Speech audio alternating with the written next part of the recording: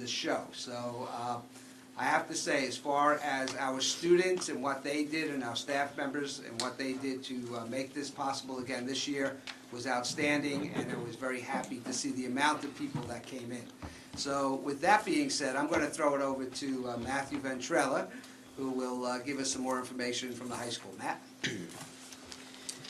Good evening, Mr. President, members of the board, Mr. Rajika. Thank you. Happy Super Tuesday, everybody, for those of you that follow politics.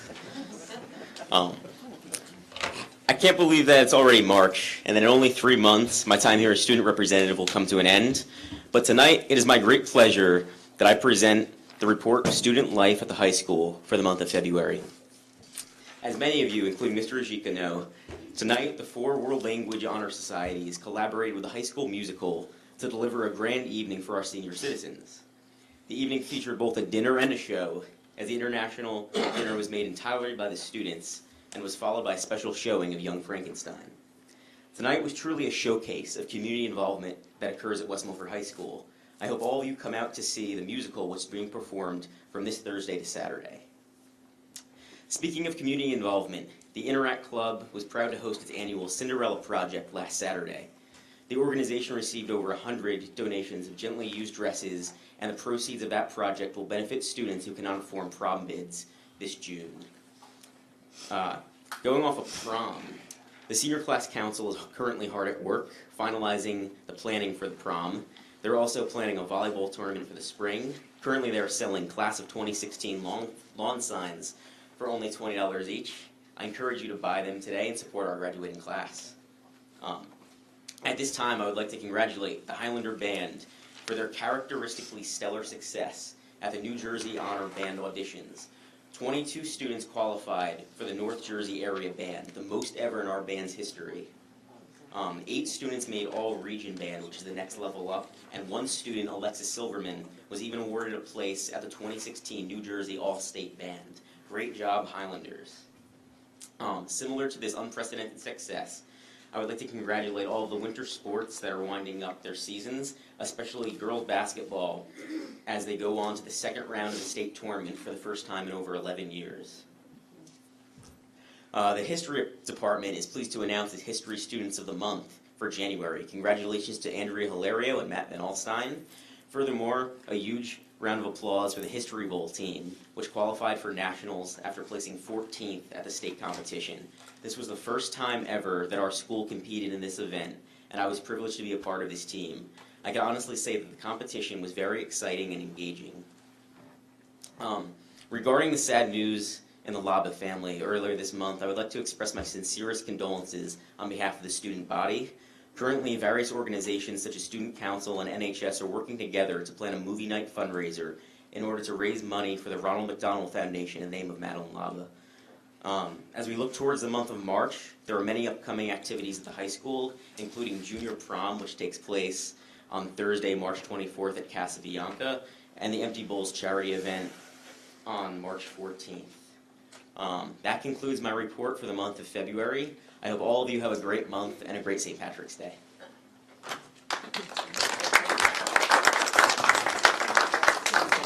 Very nice, very informative.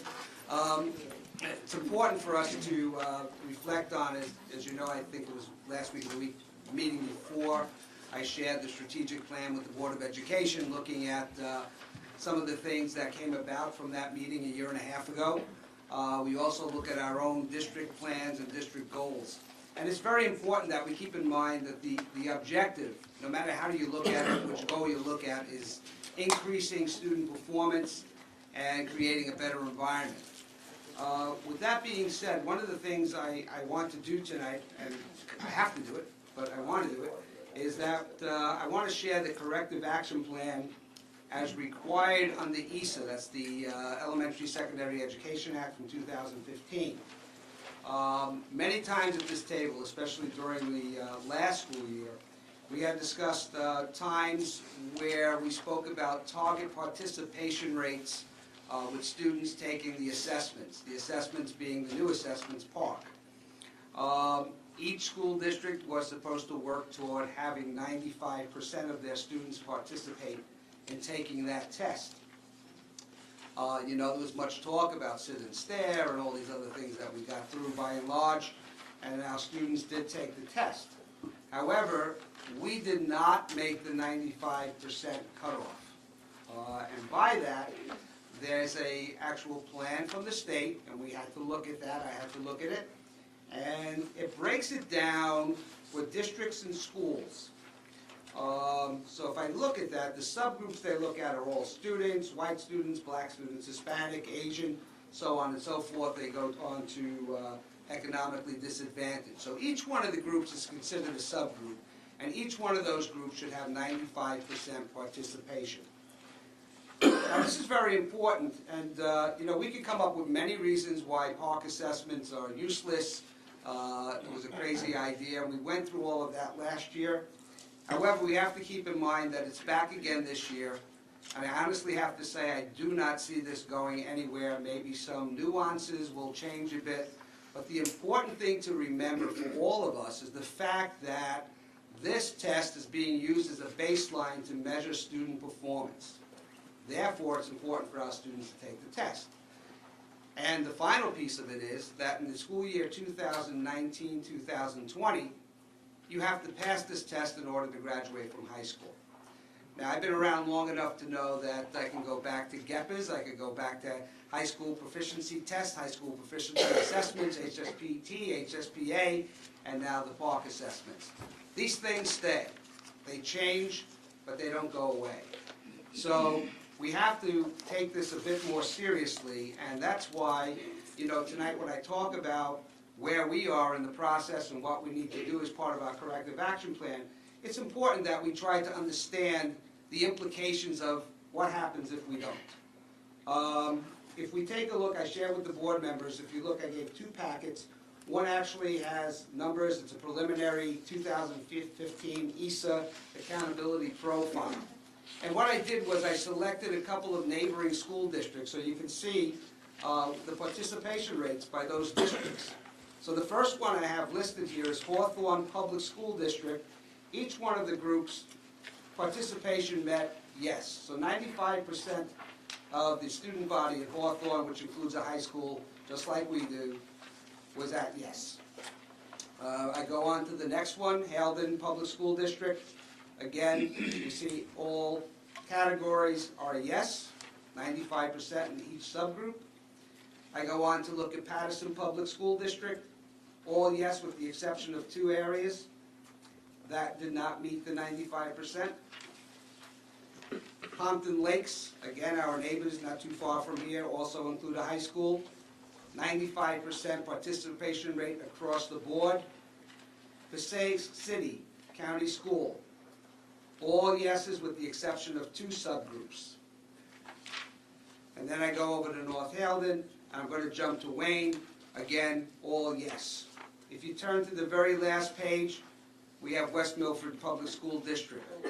This is the only district of Passaic County that has all no's. I'm very disturbed by this. We have to find what the reason for this is. It's outstanding. When I attend county superintendent's meetings, and I have to sit there and we're comparing numbers, and now that this report came out and is public, it's very disturbing that we did not make it in that one area. I am proud to say that we had one school that made it 95% across the board. That's Apshua School. Congratulations to Apshua School. But the rest of the district, no across the board. This is serious. We talk about being a better school district. We talk about having our students prepared for careers and the 21st century workforce and everything else and going to college. We can't do this if we don't participate in the testing. This is not something for us to take lightly. Now, when we look at this, we have to say to ourselves, and we had a small committee that worked together, and what we're trying to do is find out why. Why is it specifically in this one area of Passaic County do we have all no's? What went out there? Well, certainly I can tell you by reading some of the notices that came across my desk for people opting out, if we follow the instructions that they had on those letters, you might as well keep your kids home from school. And I'm not trying to be facetious. What I'm telling you is that it says, if my child is going to be tested on anything that has to do with Common Core, you can't do it. They shouldn't be in the classroom. Everything we do is Common Core, including this test. Now, you might have heard our esteemed governor talk about not being in favor of Common Core anymore. But the bottom line, and I said this once before, is that yes, they're going to change it in New York. It's going to New Jersey. Sorry, it's going to be New Jersey standards. But guess what? It's Common Core with a new label, and maybe they'll change a few words. So I reach out to all of you. I reach out to the Board of Education. I reach out to the parents, the entire community. We need to work together on this. We are looking for people to work with us. The administrative team is looking for assistance to make this better. Now, you're going to see a presentation in a few moments by Dr. Pritchett and Mr. Novak on the scores.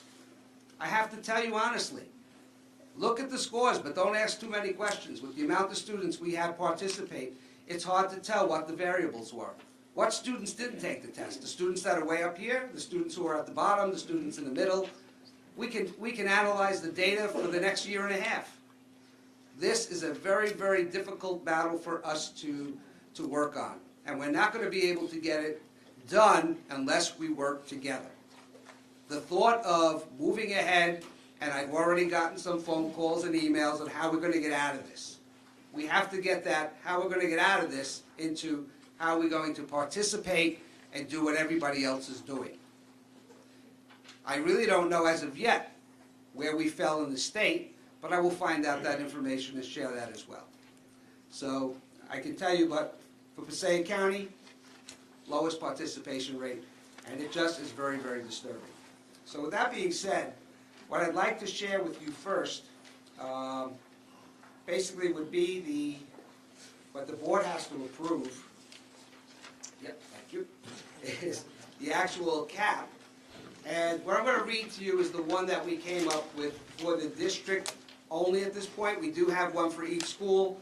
I don't need to get into each one of the schools, but for the district, it's a good overview of direction. So, the strategy to be implemented, identify the root causes of low park participation rates in West Milford. That means that we're going to have to come up with some way to share information with you to dispel any of the rumors or the false information that's out there, and we have to hear what your concerns are as well. Increase communication with the school and district stakeholders to create better understanding of the test expectations and the benefits of the testing. So as I stated before, the benefits of the testing is it helps us build the baseline for those students who are going to be graduating in the class of 2020. That's just around the corner. You know how quickly that happens. Encourage participation for all students during 2016-2017 administration of Park, and certainly for this year as well. Our action steps for the district: create an informational video on Park testing that will appeal and reach the broader base. We want something that's out there for people to look at, whether it's online, whether we have it on Channel 77, that shares all the information, and we break it down and we discuss some of the issues. Meet with what I call WAMPA, the West Milford's Parents Association, to assist, to help us find the root cause of what the possible solutions could be here. What's the root cause for this happening, and what are the solutions that we can work on together? We're going to schedule information sessions to meet with CPAC and parents of special ed students, 504 students, and Title I, etc. Every subgroup. Coordinate New Jersey Department of Education presentation. I will reach out to the state to see if I can get somebody from the state to come and speak to us here. I will be with Barry Ehrlichson this Friday morning.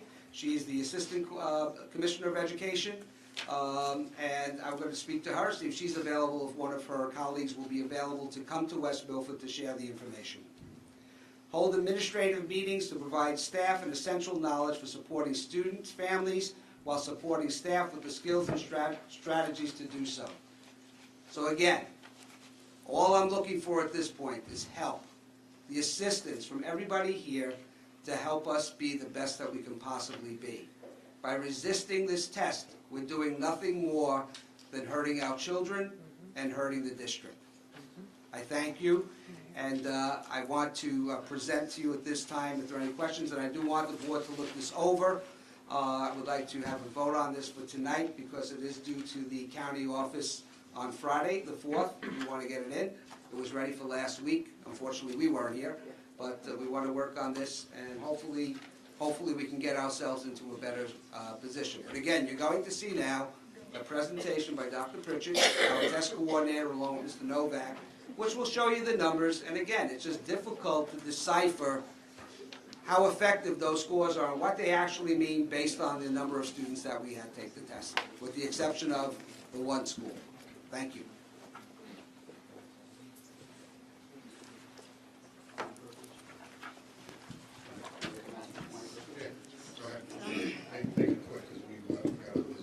I'll make it quick. I had a prepared statement. Is this on? I had a prepared statement for tonight, and I'm going to read that statement. But, you know, the question that's being asked with park and park testing right now is why. And I'm going to tell you why. Freedom of choice. People still have the right to choose what they want to choose. So now I'm going to go to my statement. A4485 was just signed into law by our governor. Basically, this bill prohibits the Commissioner of Education from withholding state school aid from a school district based on participation rates of its students on the state assessments. Recent media articles indicate that the Commissioner has suggested the possibility of withholding state aid if a significant share of students in the district do not take the assessment. This bill would prevent districts from being penalized for matters beyond their control. Something that's been threatened all the time is, you know, the biggest threat was we're going to have funding withheld. Well, the governor just signed into law that we cannot have funding withheld. Thank you.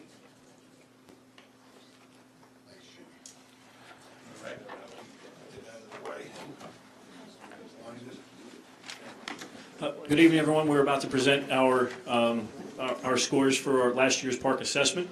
As I'm not going to go into any further about what Mr. Rashika was talking about. I think he said it very well in regard to how the refusals impacted our presence with the park test in our district. The first slide or two that comes up is going to refer directly to the level of refusals and how it impacted our scores across the district. But before we do that, I just want to, before I introduce Dr. Pritchett, I'm just going to show you that our test scores are currently online. We're going to present from the website. I'm going to navigate, once I move over, I'm going to navigate from that link so you can see exactly how to get it, and that our Channel 77 people can also see it as well. We are open to questions. We are just going to ask if you could just take note and then ask those questions at the end so that we can just get through the presentation. And at this point, I'd like to introduce Dr. Pritchett with our test results for park.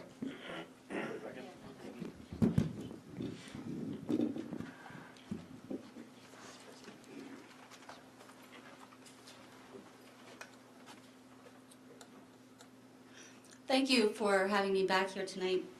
The last time I was here was in January, and I brought the assessment data that was available at the time. Since that time, much more data has been released. The paper-based scores have come back, rescoring has taken place, and other state and district scores have been released, in addition to the refusal rates. We as a state have submitted our scores to the USDOE, and we as a district have written and submitted our action plan to the board. On slide 1, the first slide, you'll see the refusal percentages for New Jersey and West Milford. On the left are the refusal percentages for New Jersey. On the right are the refusal percentages for West Milford. We are the gold, New Jersey is the darker color. On the left is English language arts, and on the right is mathematics. New Jersey was second only to New York for refusals. West Milford doubled, tripled, and in some cases quadrupled the refusal percentages of New Jersey. There was no significant difference between the rates of refusals in English language arts versus mathematics. However, the rate of refusals increased as the students' ages and grade levels increased, except for grade 5, which decreased from grade 4. At best, 14.5% of students at West Milford did not take the park assessment. At worst, 68.7% of students refused to take the assessment. I'm going to ask you to please keep this in mind as we review the scores. Our first scores are third grade English Language Arts. The average score is the average score for the students who took the park. So 749 for West Milford is the average score that our students got. That is on the left-hand side. On the right, you'll see the student percentage for meeting or exceeding expectations, or that's the percent of students who got a 4 or a 5.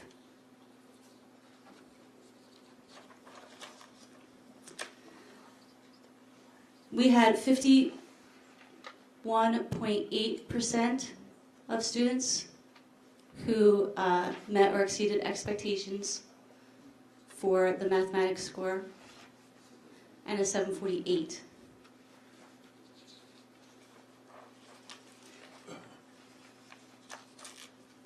The next slide is our percentages for the third grade that meet and exceed expectations compared to all of the public schools in Passaic County. On the left is a comparison of the third grade English Language Arts, and on the right is the comparison for third grade mathematics. I want to point out that the line at the bottom is the rate of refusals in the county, and that even though 14.5% was our lowest refusal rate, it more than doubled the highest refusal rate percentage in the county. In fact, 10 out of the 16 school districts in the county, which is 63% of the county, had absolutely no refusals of students or parents to take the park assessment. With that said, we came in 8th out of 16 in English Language Arts, and we came out 4th in the county in third grade mathematics. The next slide is grade 4 English Language Arts. On the left side is the average score our students earned, which was 748. Higher than Park, but 2 points shy of New Jersey. On the right is the percentage of students who met and exceeded expectations. Again, higher than Park, but just shy of New Jersey's percentage of students who met and exceeded expectations. The same can be said for fourth grade mathematics, 2 points shy of New Jersey in our average scores, but higher than Park in both the average scores and the percentage of students who met and exceeded expectations. Next slide shows how our fourth grade scores compare to the fourth grade scores in Passaic County. Next slide. On the left is our fourth grade English Language Arts score, and on the right is our fourth grade mathematics score. Once again, we were the highest in refusals by roughly 10% over Ringwood, who was the next highest. 8 districts had 0 refusals. We were 11th out of 16 in English Language Arts, and 10th out of 16 in mathematics in fourth grade. A little more than a fifth of our students refused to take this assessment, so over a fifth of our scores are missing.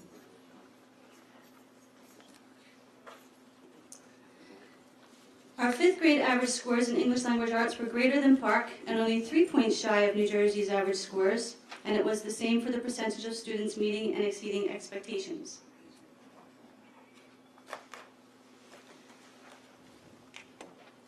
Again, in fifth grade mathematics, our average score was better than Park, a little less than the state. Our percentage of students meeting and exceeding expectations was a little less than Park and less than the state by a little over 11%.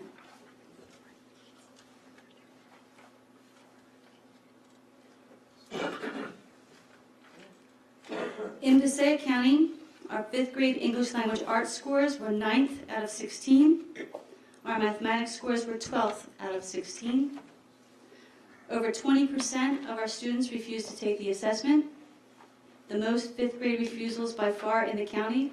So even though for us it was less refusals than fourth grade, we are still missing over a fifth of our scores.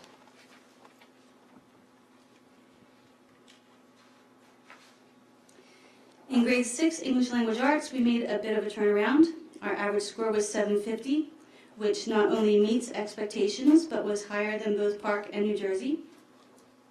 58.2% of the students who took the Park assessment met and exceeded expectations, which was more than both New Jersey and all of the Park states.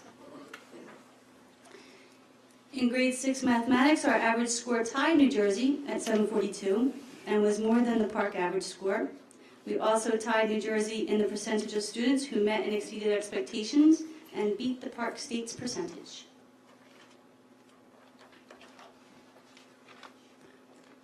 Grade 6 was the first time that over a quarter of the students refused to take the assessment. 10 districts in Passaic County had no refusals at all.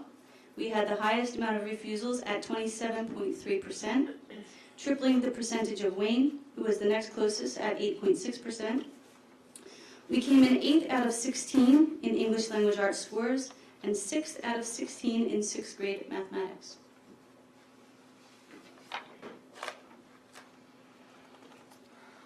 Our average score in grade 7 English language arts was 738, and the percentage of students meeting and exceeding expectations was 38.2%.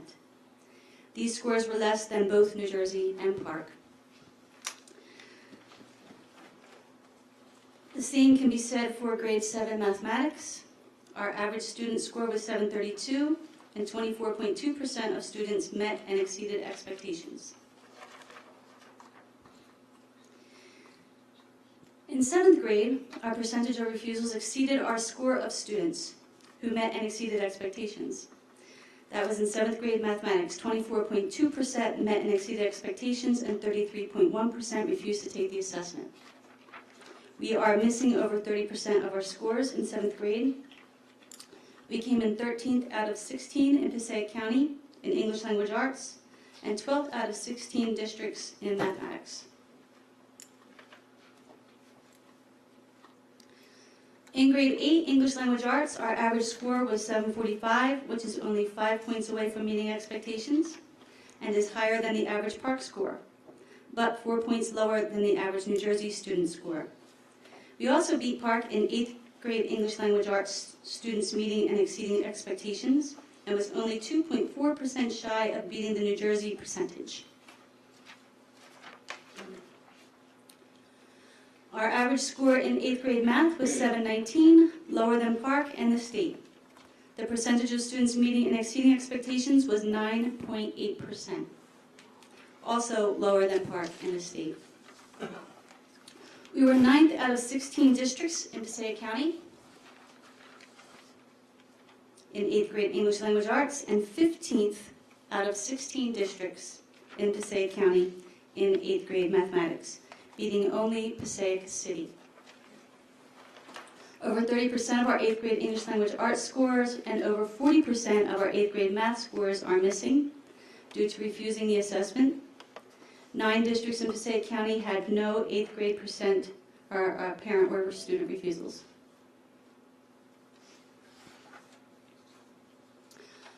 Our average score in grade 9 English language arts was 731.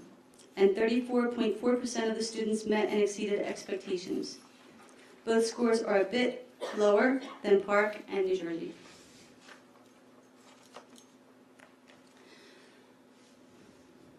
The same can be said for our Algebra 1, average score of 728. 25.1% of students met and exceeded expectations. Again, both scores are lower than Park and New Jersey.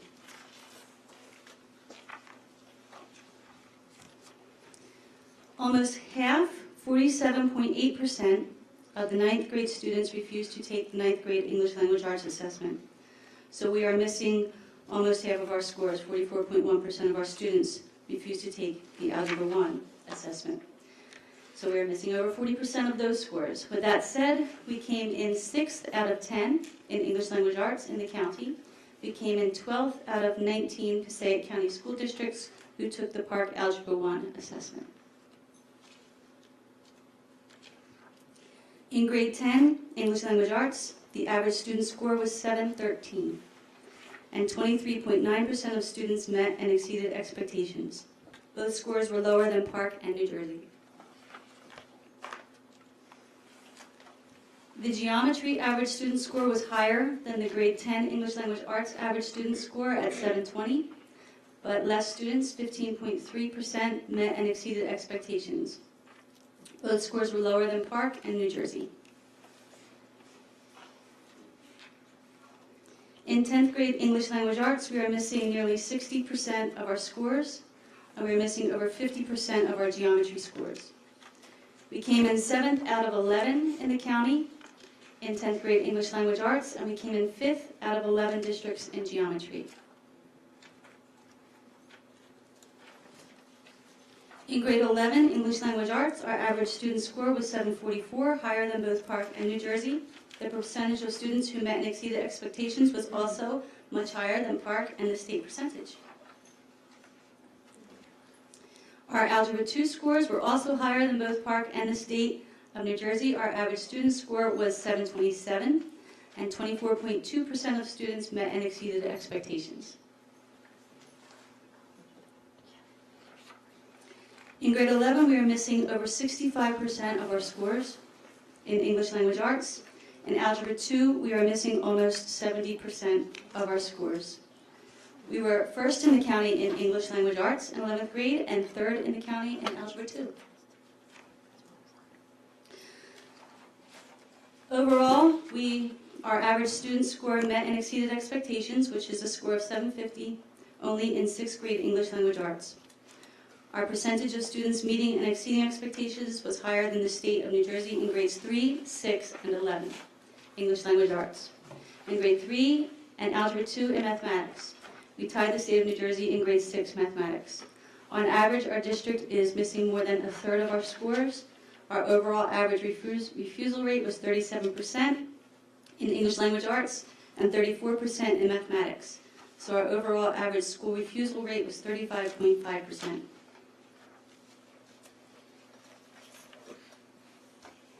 Thank you. Richard, when a child doesn't take the test, is their score counted as a 0, or they're just not in the data at all? The question is, when the child doesn't take the test, is their score counted as a 0? And that's no, they're just not counted at all. I just have a question. Is there a way that you can get a subset of students that are possibly students that take one or more AP classes that refuse to take the class? Can I get their Do you have like a subset of AP students that refuse to take the part? right? Like, would you know? Like, I could tell who, I have a list of students who refuse to take the park. I could then take that list and see how many of them were AP. So, but you don't have them broken down into like levels of classes? No, I didn't do that, no. And part of that is because I think it got to the point where the list that we were keeping isn't quite complete, because I think there was just so much to manage.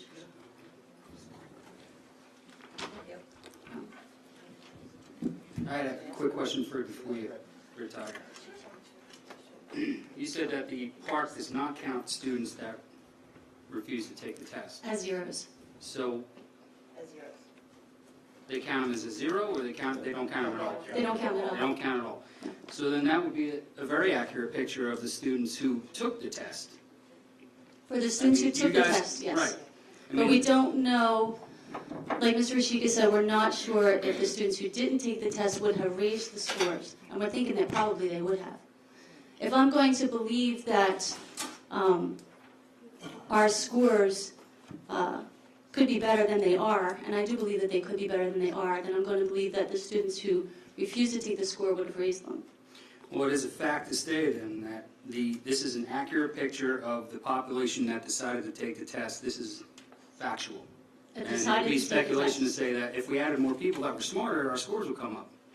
That's what you're I'd saying. I'd just like to beg to differ with that assessment, and I think it's a fair assessment saying that, yes, the students who took the assessment, this is the score that they received. Right. However, there's 3 important words in our society that we lacked in this assessment, and that was the words we teach all of our kids, that is, do your best. And we did not have that process for all of our students So who took let me this make it clear, assessment. you're saying that the students who took the test didn't do their best? We have soft data from staff members who observed children sitting next to children who were taking the test, who typed 2 or 3 words, clicked submit, and walked away. In my opinion, that's not doing your best. Right. they would have been better off opting out, our scores would have been higher then. I disagree. Well, you're saying if they just typed A, B, and C on the test, not doing their best, if they would have opted out, would it be We're factual? not, to say our opting scores- out isn't an option. Or refused to say- Refusing is right, the refused to word. take- Right. Let me use the correct terminology, refused. The students that just hit A, B, B, B, B, For our If- scores, for our scores, who for our took the scores, that test, would have been better. Right. For that individual student, right, that was and not for good for their them, score understood. report received at home, I would say no. That's Yeah, not best. for them, it's not good, yeah. I think that it's just unfair that the district's being measured on 65% of the students who participated. If that. That's the situation, if that, I'm being kind. And again, now you look at that, and as Mr. Novak pointed out, even with that population, we still have kids who do not take the test seriously. And, you know, some of it came from conversations that they heard, whether it was in school, at home, in the street, whatever, but it did have an impact on what their performance was. Being that I've traveled the world, we should be like China and only send our best students to take tests then. That's a different story, and I will be happy to discuss that with you, but that's not the case here. Understood as being And that's one of facetious my there. concerns about TIMS testing and NAEP testing is because we're not looking at the same population, so I agree with that piece.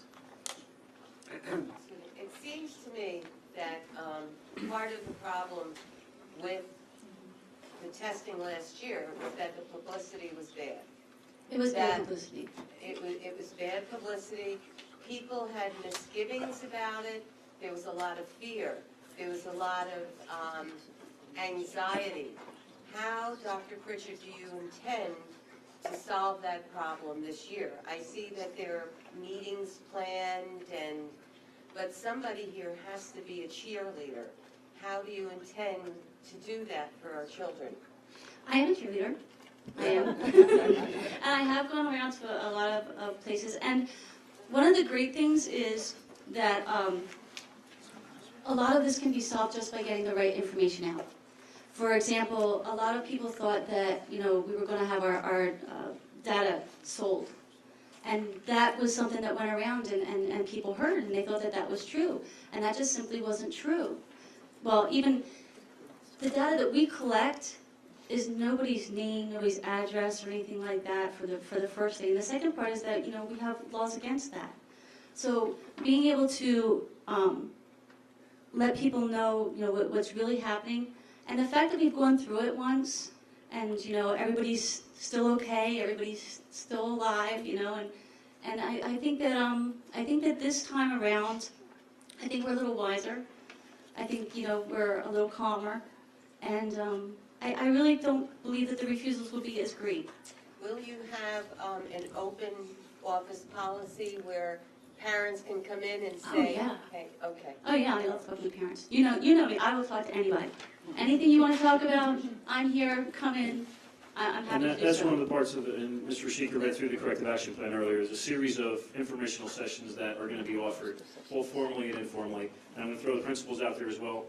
You know, anyone who has those questions, this is more for the audience and for the people watching at home and for the board, that if you have a question, you have a concern, engage the school with your concern and your question to see if that can be answered. We saw a lot of last year of the parking lot conversations that turned into, as a principal last year, I received refusal letters on a ShopRite parking receipt.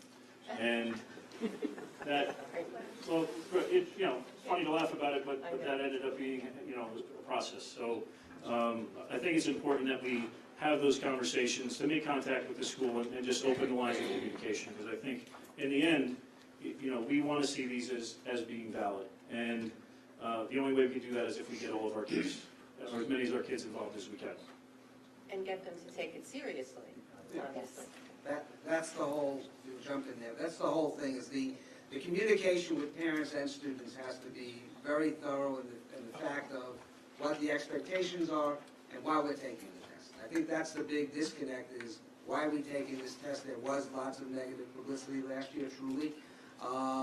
But again, we have to be able to get out there, and that's why before, when I was calling out to parents and board members, I think we really need to work together. I mean, if we're going to have meetings, and we have to make sure that when we have a meeting, we have an audience that understands we can make it understandable for the audience, and that the the audience is a reasonable size, so we're not talking to 4 or 5 people at a time, but we're talking to, both of the parents, and also having something available on TV as a video, and having on our website as a video to get the information out there as much as possible.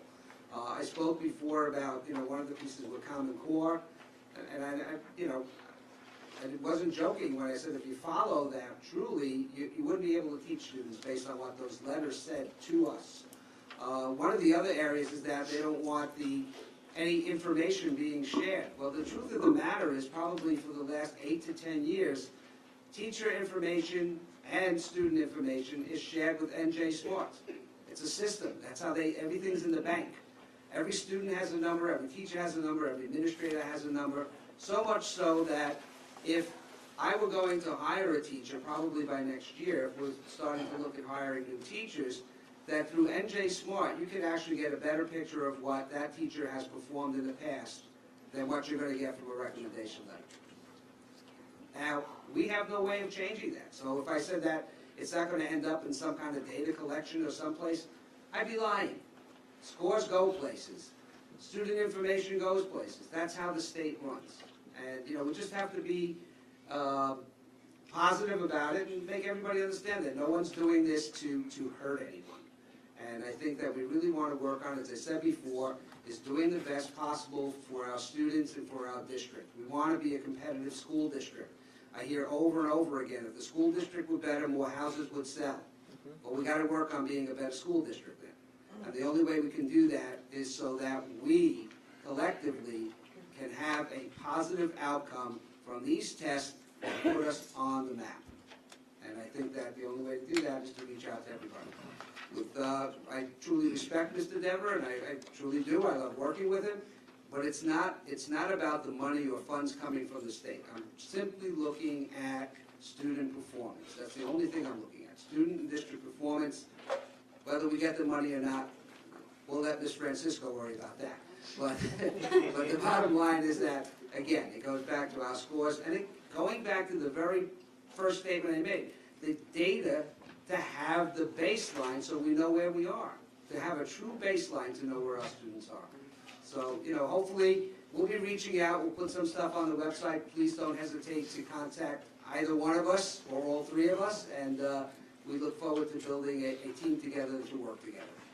I wanted to add something else to this discussion real quick. Don't take comfort that the information is not sold. That is a true statement. It's not sold, but as Mr. Rashika said, it is shared. It's probably shared with everybody out there. The comment you made, Dan, about ShopRite parking lot receipts. Do we currently have a policy on the school website stating what people should do if they decide to refuse? No, we don't. So you're going to get ShopRite receipts because there's no guidance, no policy, nothing to guide the people who decide to refuse. And I've asked for that before, some type of guidance for the people who just want to say no. But you guys are completely ignoring that portion. However, we did have those procedures in place last year. But they're not when there that- now. And when that receipt was in my received. research of 16 other surrounding districts, no school district has anything up about refusal from Right, so anybody that wants to refuse, you're in la la land. We don't care about you, right? That's not the truth. No, I don't think we need I don't know. I don't think we need to advertise it. The point is that we're having this meeting tonight so that we can get people to accept and take responsibility for having students take the test. But we're still not going to put a policy or any kind of type I of think guidance. that guides you in the wrong direction and puts out to the public that they have the opportunity to just have their student refuse taking a So test. then, you are in la la land. We really don't care. We I refuse. care about the district. The district's refusing to put any type of guidance or policy online to share for the people who want to refuse taking the test. That's where we're at, people. I'd like to, you want to say something, Matthew? Oh. Sure. Yeah, Yeah, sure. go ahead, I'll let you, and then Why not? it's my turn. Yeah. No, sure. So, I had a question about, the total valid scores and how that affects the participation rate. Well, it's not so much that the scores affect the participation rate as the participation rate affects the scores. So if we had more students take the test, then we would have more scores to average. And so if you have more scores to average, chances are, if you use logic, the scores will go up. Okay. Because like I was looking at like the Wayne data, and like if you took their total valid scores, like as a percentage of their enrollment, it's only like 2% higher than like our valid scores and enrollment. And I was just wondering if that's the same thing as like a participation rate or not, but it isn't. If their enrollment is 2% more than ours, is that what you're saying? Oh no, I'm saying if you divide the total valid scores by their enrollment, that percentage is only 2% higher than our total valid scores divided by our enrollment. And I was wondering, like, the number of valid scores, if that is the same as the participation rate. It depends, because when you do the not tested, you have to divide by how many kids actually didn't test because they refused, how many kids were medically not able to participate. So when they go to figure out the participation rates, there's a lot more that goes into it. Okay, do you think if, like, a student was absent, that's considered a, like, refusal, or is that, like, just, like, not counted at all? It's not supposed to be counted as a refusal. So, like, do you think that maybe kids in Wayne, like, stayed home that day and that didn't affect the refusal rate? No, because you had No. over 95% of students participated, so Right. that's what's indicated on the document you're looking at, over 95% participated. Okay. Okay. Okay, I was just wondering why the valid scores were lower. And each sub, Yeah, I guess like at the bottom of the question was just like why are like the total valid scores seemingly low compared to their enrollment? Sometimes there are voids. You know, if a student, you know, is disruptive, they void the test, or they cheat. Yeah. Okay. I mean it's almost 2,000. 2,000 Like not valid scores. in Wayne? Mhm. Yeah, I mean, that could be a lot of things. That could be, like I said, that they cheated, that, you know, some It's a of them Common Core way of figuring it leave. out. students that had a cell phone out. So what happens if there's a cell phone out, that student would be removed from the test immediately? And then their scores voided. Okay. All right. Thank you. But I don't know exactly what went on there. It's Yeah, interesting, no, though. I just thought it was interesting. Okay. Thanks. Yeah, it is. Okay, so I'm glad that we were able to have some discussion, even though I'm in la-la land, according to Mr. Devlin, but... Wait a second, I didn't say Mr. Rashik was in La La Land. I said the parents who refuse are in La La Land due to the district not having a I'm policy sorry. or guidance. Thank you. Thank you. Mr. Drew? I can make a relatively brief comment about this. Without something, it doesn't matter whether it's park or whatever it is, but, you know, we educate kids and we want to try to figure out whether we're effective or not. If we don't measure it, we have no idea. All assessments that we do, educational quality, are invalid. We have no idea whether we're doing well or we're doing poorly. We don't know which schools are doing well or poorly. We don't know which teachers are doing well or poorly. We don't know which administrators are doing well or poorly. We don't know if we're meeting the standards. We don't know if the kids are getting educated. At the end of the day, it makes our community look bad. It makes our school system look bad. Home buyers notice this sort of thing, and they go elsewhere, which means that our property values are lower than they should be. Houses in West Milford take longer to sell. You know, the net effect of the whole thing is we look stupid. The whole community. I'm proud of living in West Milford, but there's nothing here to be proud of. We get rated, if people don't know, New Jersey Monthly Magazine rated us among the worst communities in the entire state of New Jersey. This is why. And then the final thing is, it's the law. We have to do it. There's no choice about it. And within a very short period of time, you won't be able to graduate or get a diploma if you don't do it. So it would be good if our students learn how to do it. The more you take these kinds of tests, the better you get at them. So I'd like to be proud of the community that I live in, and this isn't helping. I agree.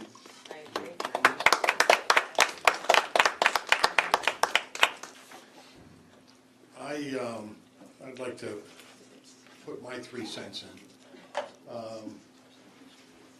I was one of the parents who opted my daughter out. And the reason I opted her out, she took the math portion of the test.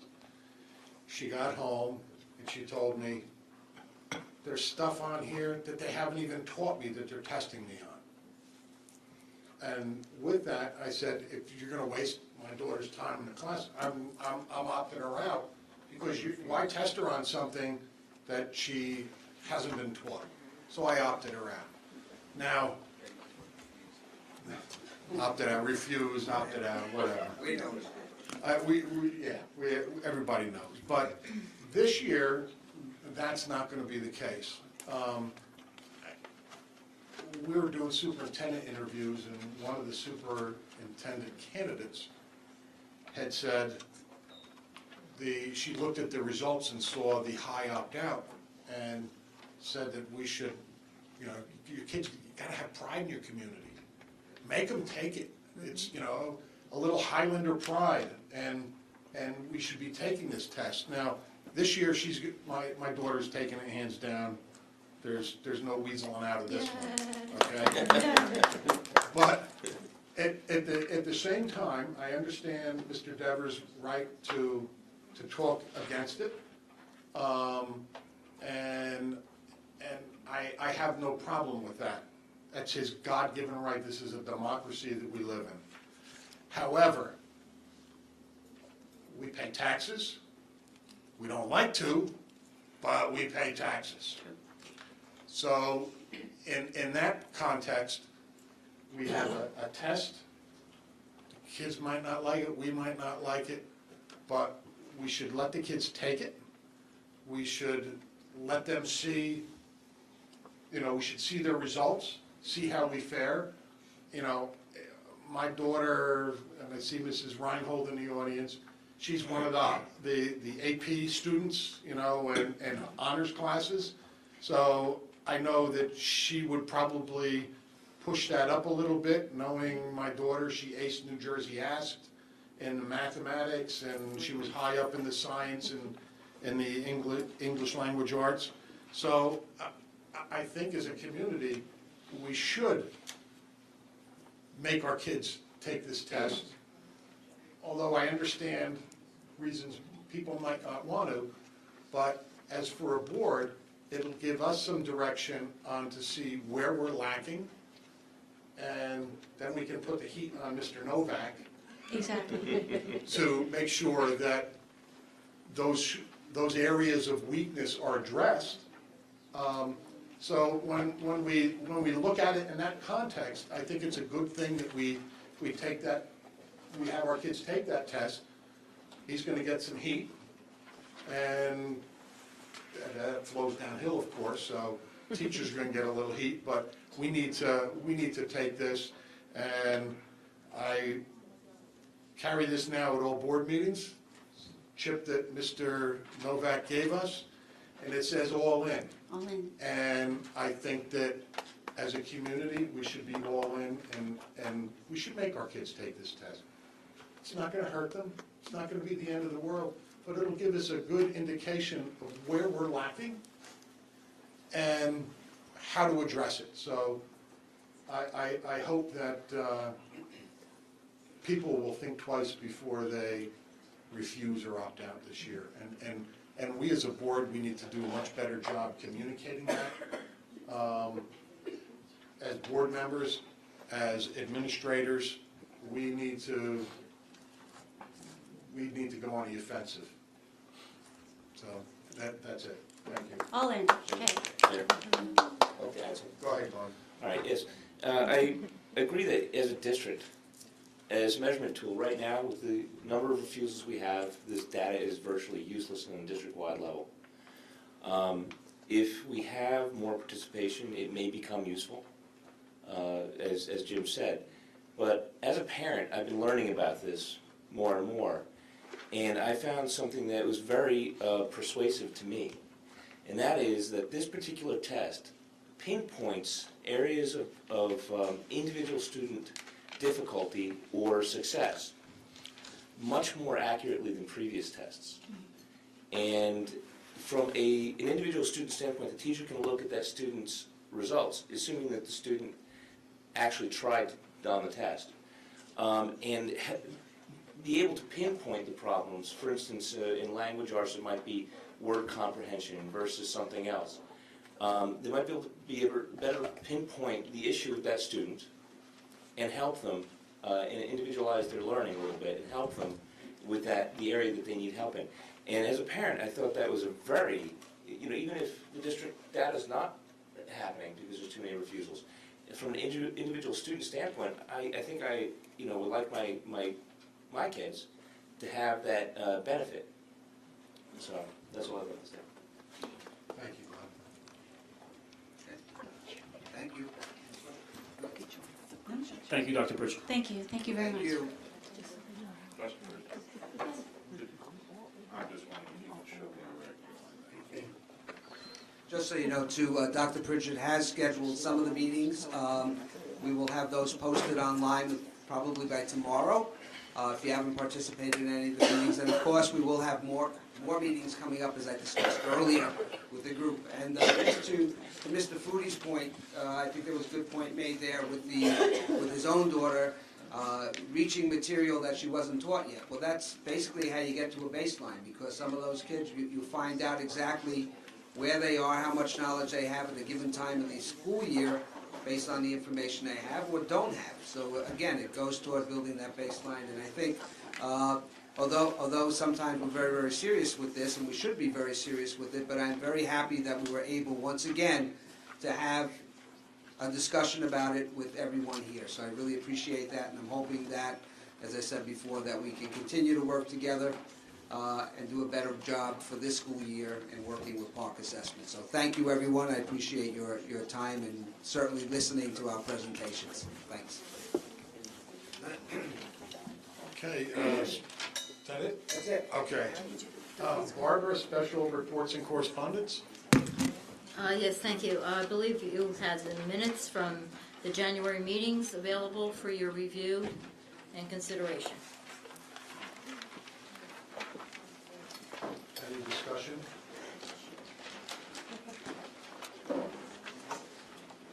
No? Can we have a voice vote, please? No, you need a motion and a second. I move. You move, second? Second. Okay. Any discussion? I'm sorry. All right, voice vote, please. Aye. Any opposed? Any abstentions? Any abstentions? Okay, thank you. Mr. Roselli, legal report, please. Executive session. Okay. President's report. I've got a few things that I would like to talk about. And I want to get this out of the way first. Mr. Novak, this is to the board members, had made a request to me, and I thought I'd share that now. They're having a digital citizenship evening event, and they would like to know if the board members would like to chip in. The cost is approximately $200 to donate a Chromebook to students. Be about $25 a person, somewhere around there. I would just like to ask the board if anybody would, two members are out, ask if they would like to donate. Could you email us that information, please? Yep. Thank you. Shall do. I'm in. Okay. I'm in. Thank you, Terry. All right. I'll send that email, and any questions you can direct to Mr. Novak. Thank you.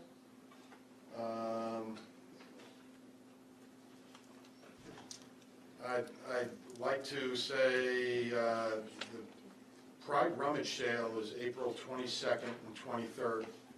I've donated quite a few things to the Pride Rummage Sale. If anybody isn't aware, that helps special needs kids at Hillcrest. Any donations would be greatly appreciated by those kids. I was going to speak about Park, but that's over and done with.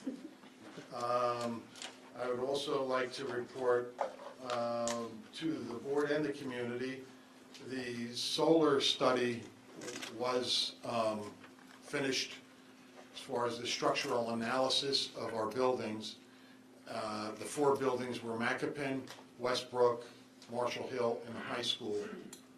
Only the high school is capable of handling the solar panels on the roof. But we can still, Barbara, is estimated at about $100,000 savings to the district in electrical costs. I received an email from Luke Slott, a former student who is with Sustainable West Milford. And he does a lot of work also with the Friends of Wallish. And he had asked if there was any way our engineer could get involved in looking at maybe we could do solar panels at the Wallish property.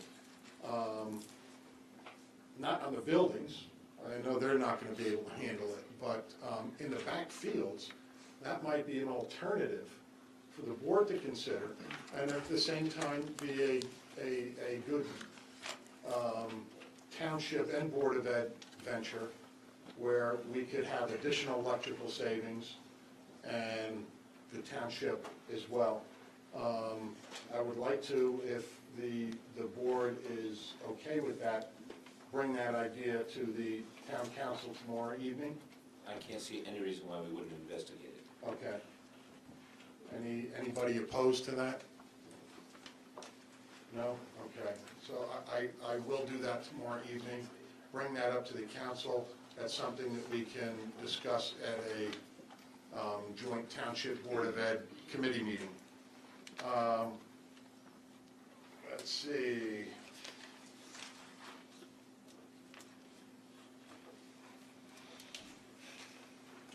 I'd like to say that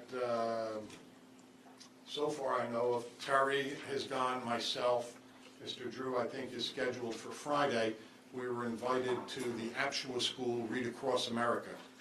And I went this morning, read to the first graders. Man, that was like therapy, let me tell you. The cat in the hat, you know, watching their faces light up when you're reading that story. So I would encourage other board members, if they can, to do it. It was a lot of fun. And I think that's something that the board should be more involved in. It really was a good time, and I'm already penciled in for next year. I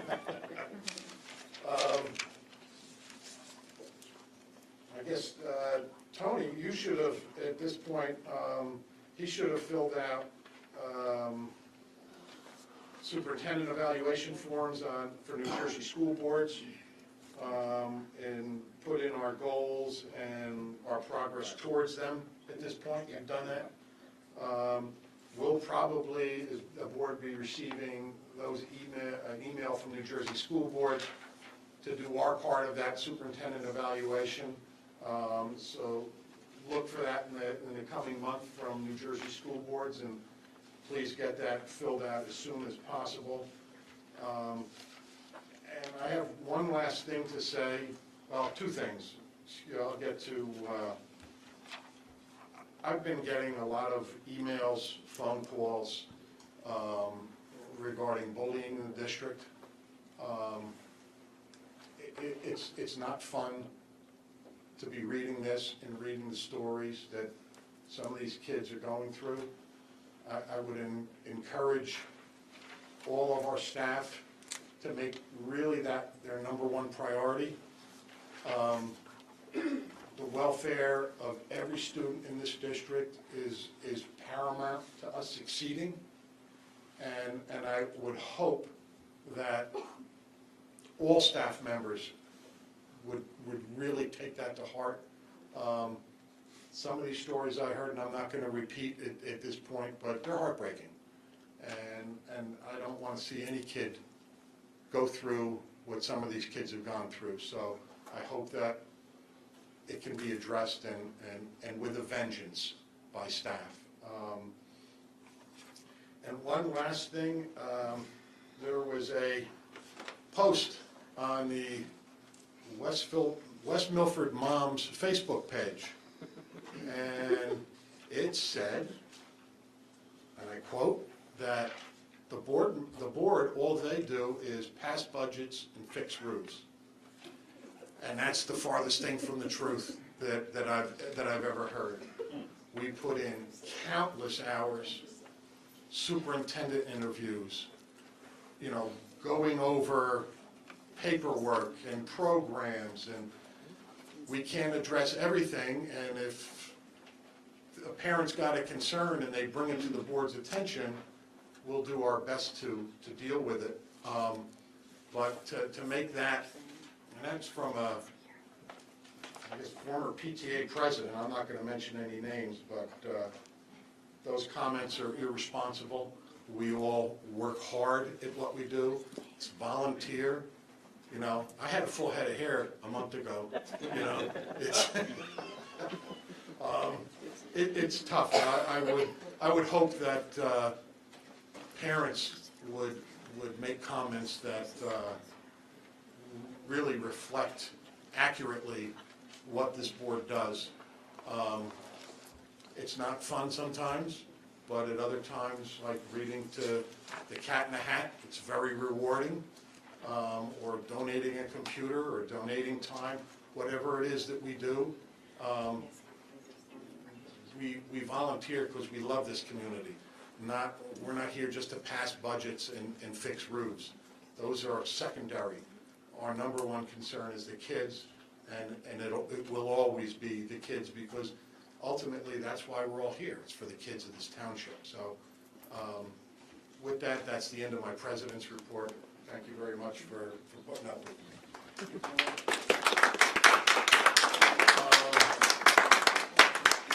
Petitions and requests.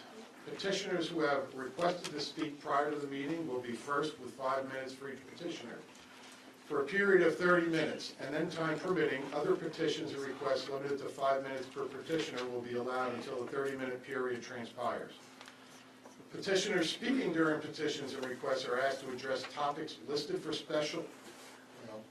for action in the agenda. All speakers are asked to give their full name, spell their last name, provide their addresses. Speakers may not use the names of students during petitions and requests. Do we have anybody who requested to speak? Would there... Yeah, Mr. Gernhardt last time, but I said if it wasn't part of the agenda, then he would have to wait until the second. Okay. And he didn't let me know that he was going to be here tonight. Okay. Is there... Is bullying officially on the agenda since you spoke of it? Yeah, well, it is because it's HIB. So, go ahead.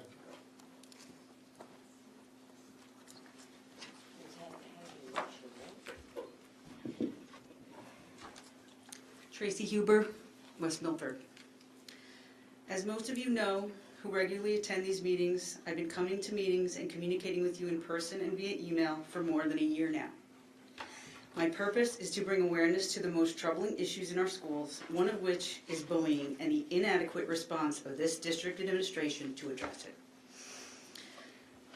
When the 2014-15 boards voted unanimously to unsubstantiate harassment, intimidation, and bullying, HIBs, which included threats of bodily harm, clear racial slurs, and when HIB investigations were not done at all concerning words or actions that would, to any reasonable person having knowledge of the New Jersey statute, require an HIB investigation, and when HIB investigations are mishandled and improperly reported to the Board of Education, it is apparent that our district has 1, serious flaws in our HIB process, 2, serious inadequacies in the training and or possible bias on the part of administrators responsible for this process, 3, serious lack of understanding on the part of trustees regarding the legal requirements with which you are responsible for complying.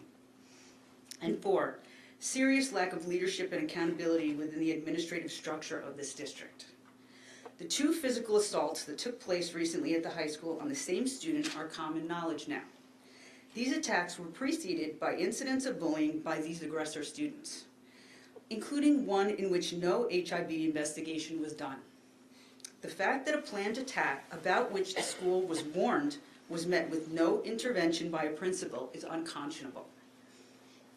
If this was one of your children and the district did nothing to stop an assault with advanced knowledge of it, how would you react? There were numerous students in the hallways when these attacks took place. All of them were put at risk. One brief phone call to the bullying student's parent the day of the advance warning and a required meeting first thing that morning with the aggressor could have prevented this attack. Are administrators, teachers, and other staff properly trained and fully aware of their obligations under the law regarding threats of violence?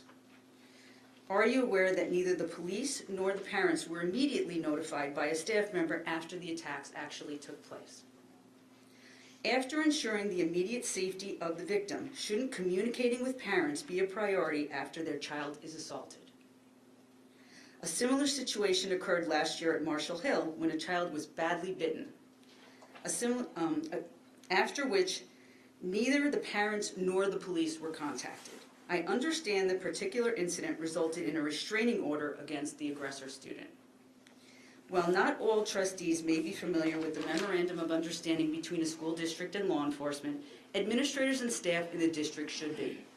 This is the document that outlines the obligations of school districts and school personnel in the handling of these types of matters in collaboration with local police. When students bully and our district fails to hold them accountable in accordance with its legal requirements, you put children at risk. Every time our chief school administrator fails to hold staff accountable for following law, district policies, or acting with common decency or respect, you send a loud message to students and their parents that their safety and emotional well-being are not priorities. In its 2016 summary, the New Jersey Anti-Bullying Task Force states, the concept of power imbalance is prevalent in the literature but not articulated in the Anti-Bullying Bill of Rights definition of HIB.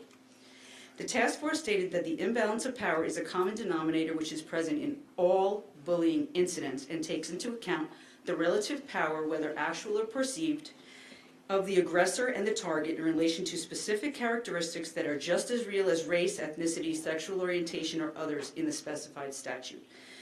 The ABTF is pleased that the New Jersey Department of Education supports the recommendation to include the term power imbalance in code revisions. Under this clarified way of looking at HIBs, the actions of students and administrators must be properly considered for HIB investigations. Staff must also be better trained in how to understand, assess, and properly investigate potential HIBs. You have a legal, moral, and ethical obligation to protect students in your care, regardless of your personal opinions about their parents and/or how they advocate for the rights and safety of their children. With regards to that responsibility, our Board of Ed gets a failing grade. Here in our district, that would be a 59 or under. If you continue to enable administrative intimidation and harassment of students, negligence and incompetence at the highest level of our schools, then you are responsible for putting more students at risk. Parents should not have to contact their Board of Education, remove their children from the schools, or file civil rights or other legal claims against the district because our chief school administrator ignores emails, minimizes concerns, or fails to require administrators to appropriately address concerns and to follow laws and district policy. How much longer? A minute. Can I finish, please? Everybody okay? Okay. The focus appears to be on protecting administrators and staff even when they fail to act responsibly regarding the welfare of students. What message are you sending when students at the high school step an inch out of line and are subject to immediate punishment while administrators cowboy their way through the school day, violating student rights, failing to follow law, and arbitrarily applying policies putting kids at risk? Many of you are aware how my family's journey began. I would like any of our trustees to explain to me, as a parent, how a diligent student being less than 45 seconds late to an honors class is treated as a capital crime warranting detention and, quote, refocusing, and yet a school principal failing to stop an assault on a student with advance notice, risking the safety of not just one student but many, administrators failing to do Hibs, purposely intimidating and harassing students, not reporting assaults or threats to the police, are actions that are met with minimal scrutiny, concern, or even attention. When I say that these are met with barely any attention and action, I would be remiss in pointing out one particular example in which action actually was taken. With regard to the non-tenured high school VP who came to our district after being non-tenured in another district, one who was well known, has a reputation for intimidating students, parents, and teachers alike, one who has mishandled serious HIVs, and one about whom there have been both written and verbal complaints by parents. Well, the action taken by our superintendent was to promote this individual to a department supervisory role in addition to her disciplinary duties.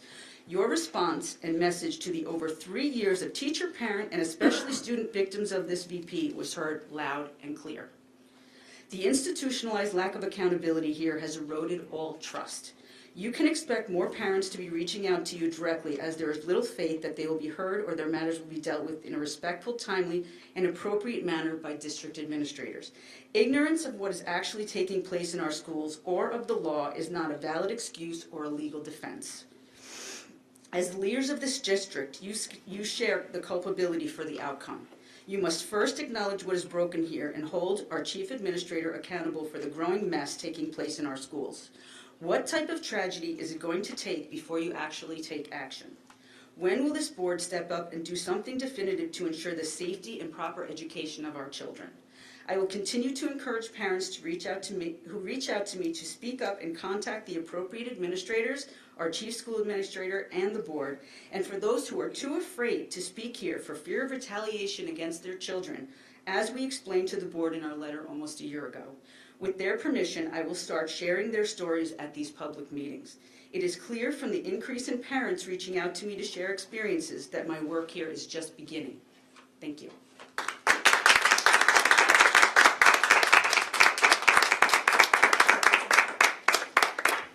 Is there anybody else who'd like to speak?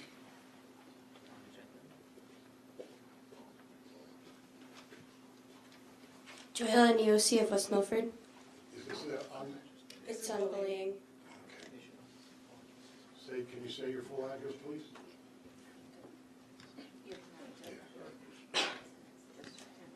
58 Cedar Lane. Thank you.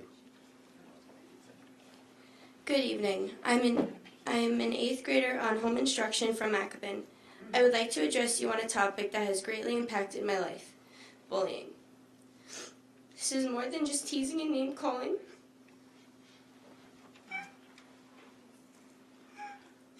Bullying has impacted my life in every way. The past 2 years, my life was threatened on the bus, called names in the hallway, and recently harassed online. I've been called a slut and a whore, and had a survey polling about me being the most hated kid at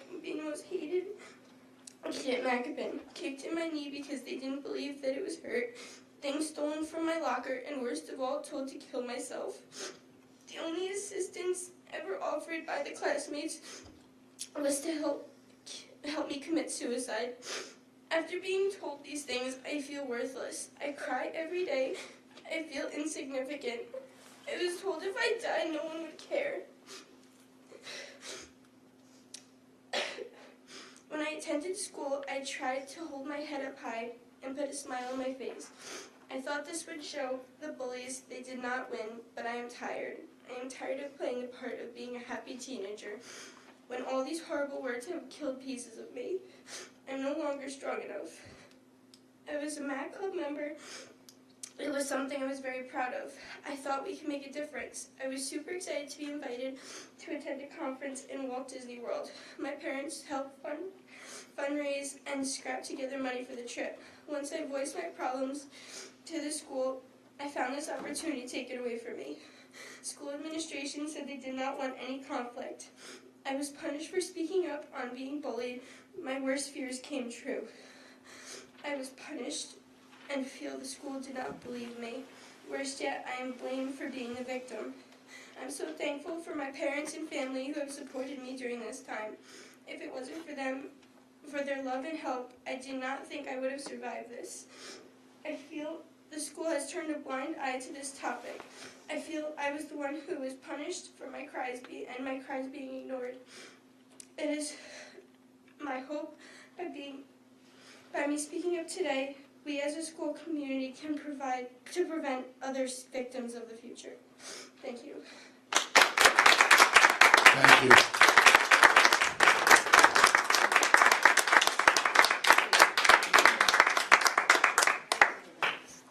I want to thank you for sharing that information with us here. I believe I had a conversation with Mom a couple of weeks ago. At that time, we were talking about comments that were being made on some kind of a website that you actually have to sign into. I was not aware of any information of things perhaps happening on school grounds or on a school bus. These are things that we will look into seriously, and we want you to be comfortable and happy as a student in the future, and we wish you all the best, and we will be there to help you. Okay? Thank you. You're welcome. I'd like to thank this young lady for her bravery in coming here today.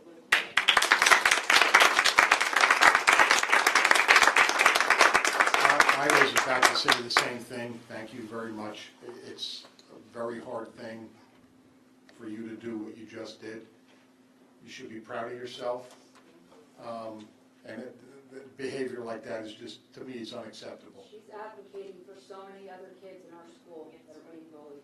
And what are we going to do about it? Exactly. It's horrific. Thank you. Anybody else like to speak? Can I? Go ahead. I just want to say that it's not just the girls. Say your name, My name is address, Pam. please. I live in West Milford. Address, please. 9 Dudley Street. Thank you. What's her last name? Burge. It's not just the girls that are being bullied in the schools. My son has been bullied since the 7th grade. I found a letter that he had written that he was going to commit suicide, which I did bring to the attention of the superintendent and the school at the time. Yes. And now he's in high school and he is continued to be bullied. Not only that, he is also advocating for other students that are being bullied, and now he is being criticized for helping the kids that can't fight for themselves. I think it's ridiculous how nothing is taken care of, that I did go to the principal and the vice principal about this, and they did say they were going to file a HIB, which you all refused to say was bullying. Someone told him he was going to kill him, and you all said it was not bullying. So I just want to say that this is something that is getting out of control. The cutting in the schools is getting out of control. The students are under tremendous amounts of stress, not only because of the learning and the things that they have to do in school, but by their peers, which is not fair. And it needs to be addressed soon, because if God forbid anything happened to my son, you would never hear the end of it from me.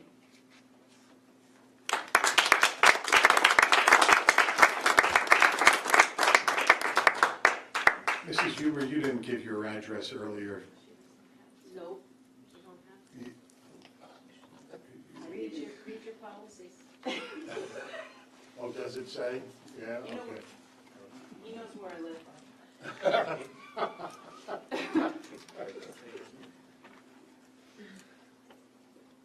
What's up? People out there? Okay, is there anybody else who'd like to speak? Go ahead. Yes, yes.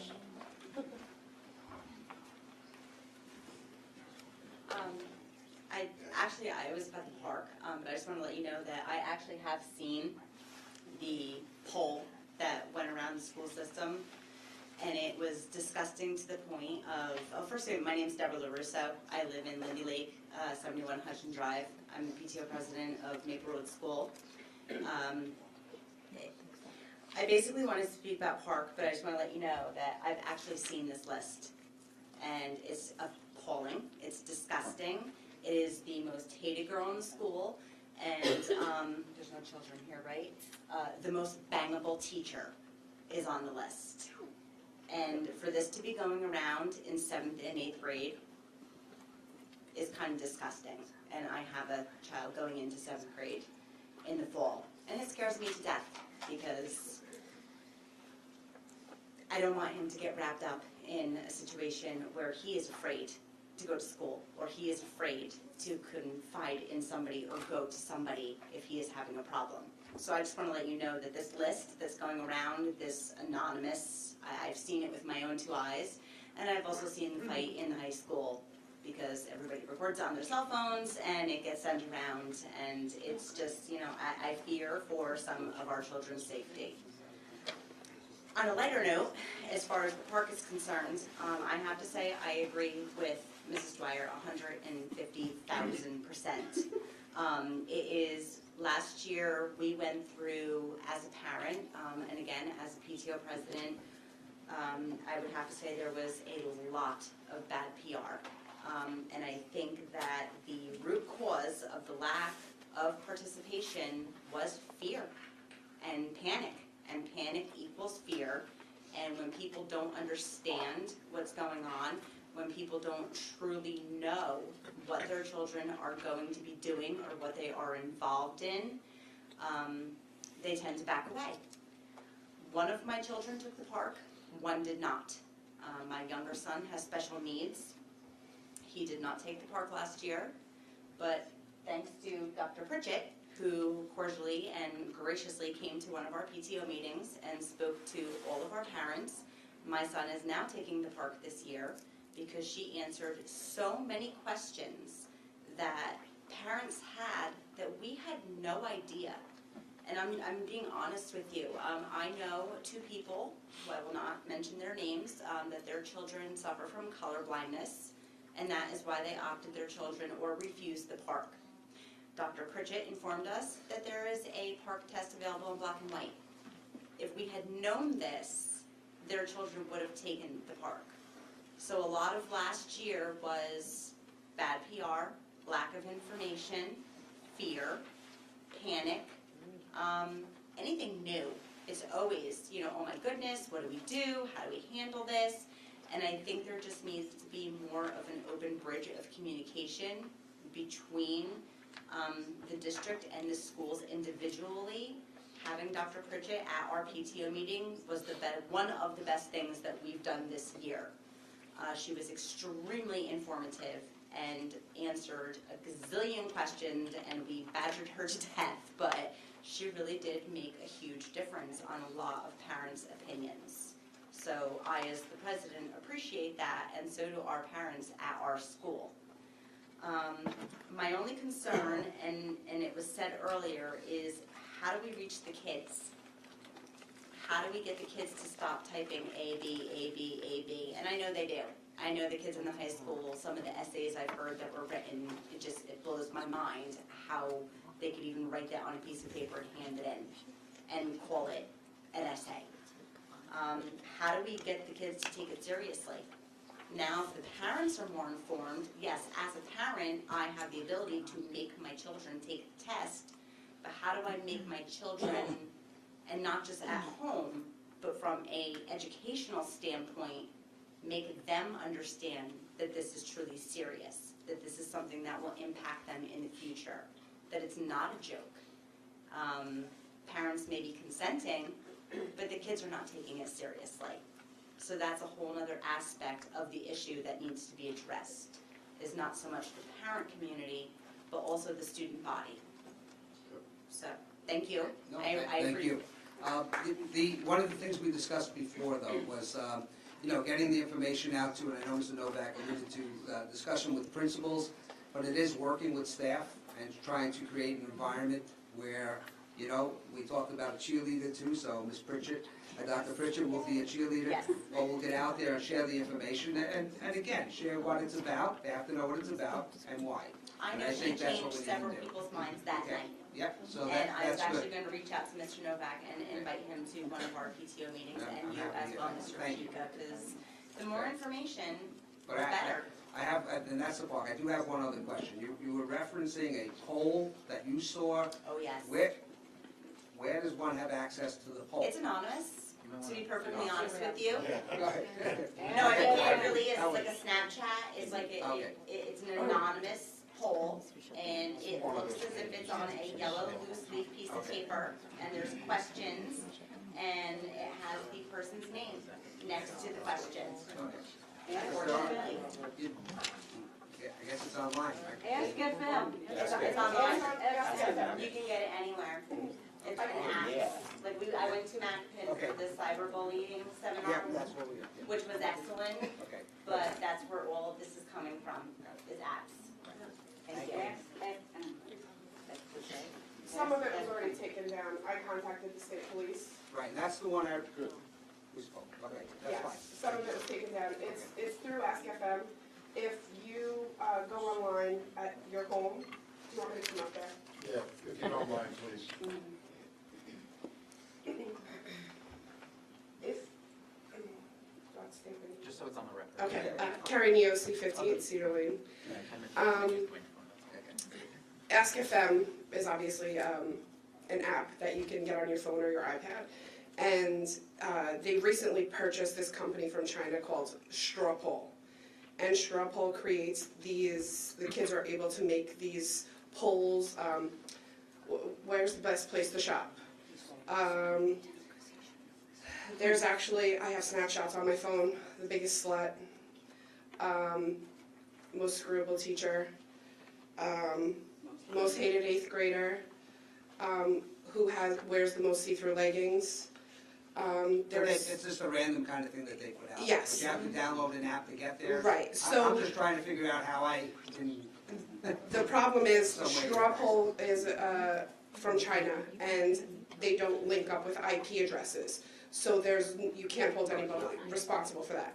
Ask FM does hold IP addresses. So the state, if you create your Ask FM at home or in someone else's home, they can pull the IP address where it was created or where you're posting from. But if you're on the school bus using a hotspot, it cannot be used. So the straw polls that were put up, the police officer did in fact take some of them down, but he couldn't say who created them.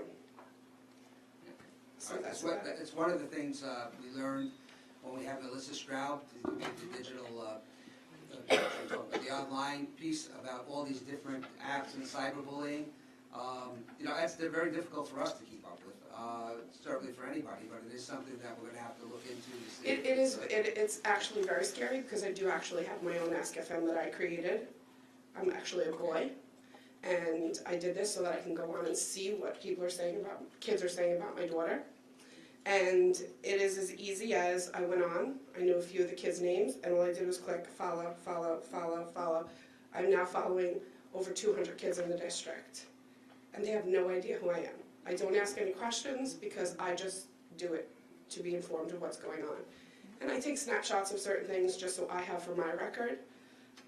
But anybody can do it, and you can follow any of the district's children that have Ask FM. It's that scary.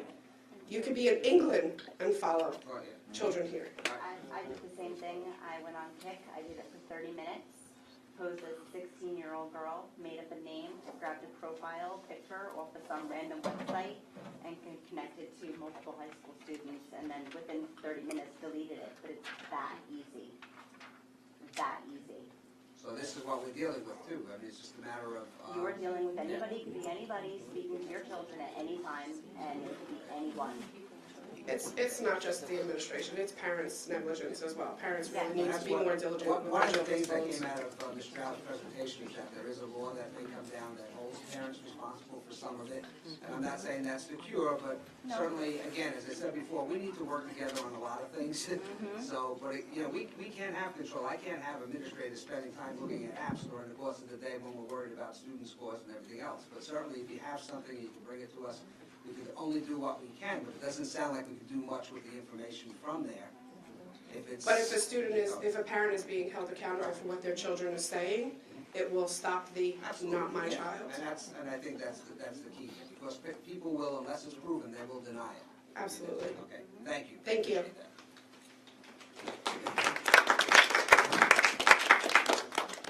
Anybody else like to speak?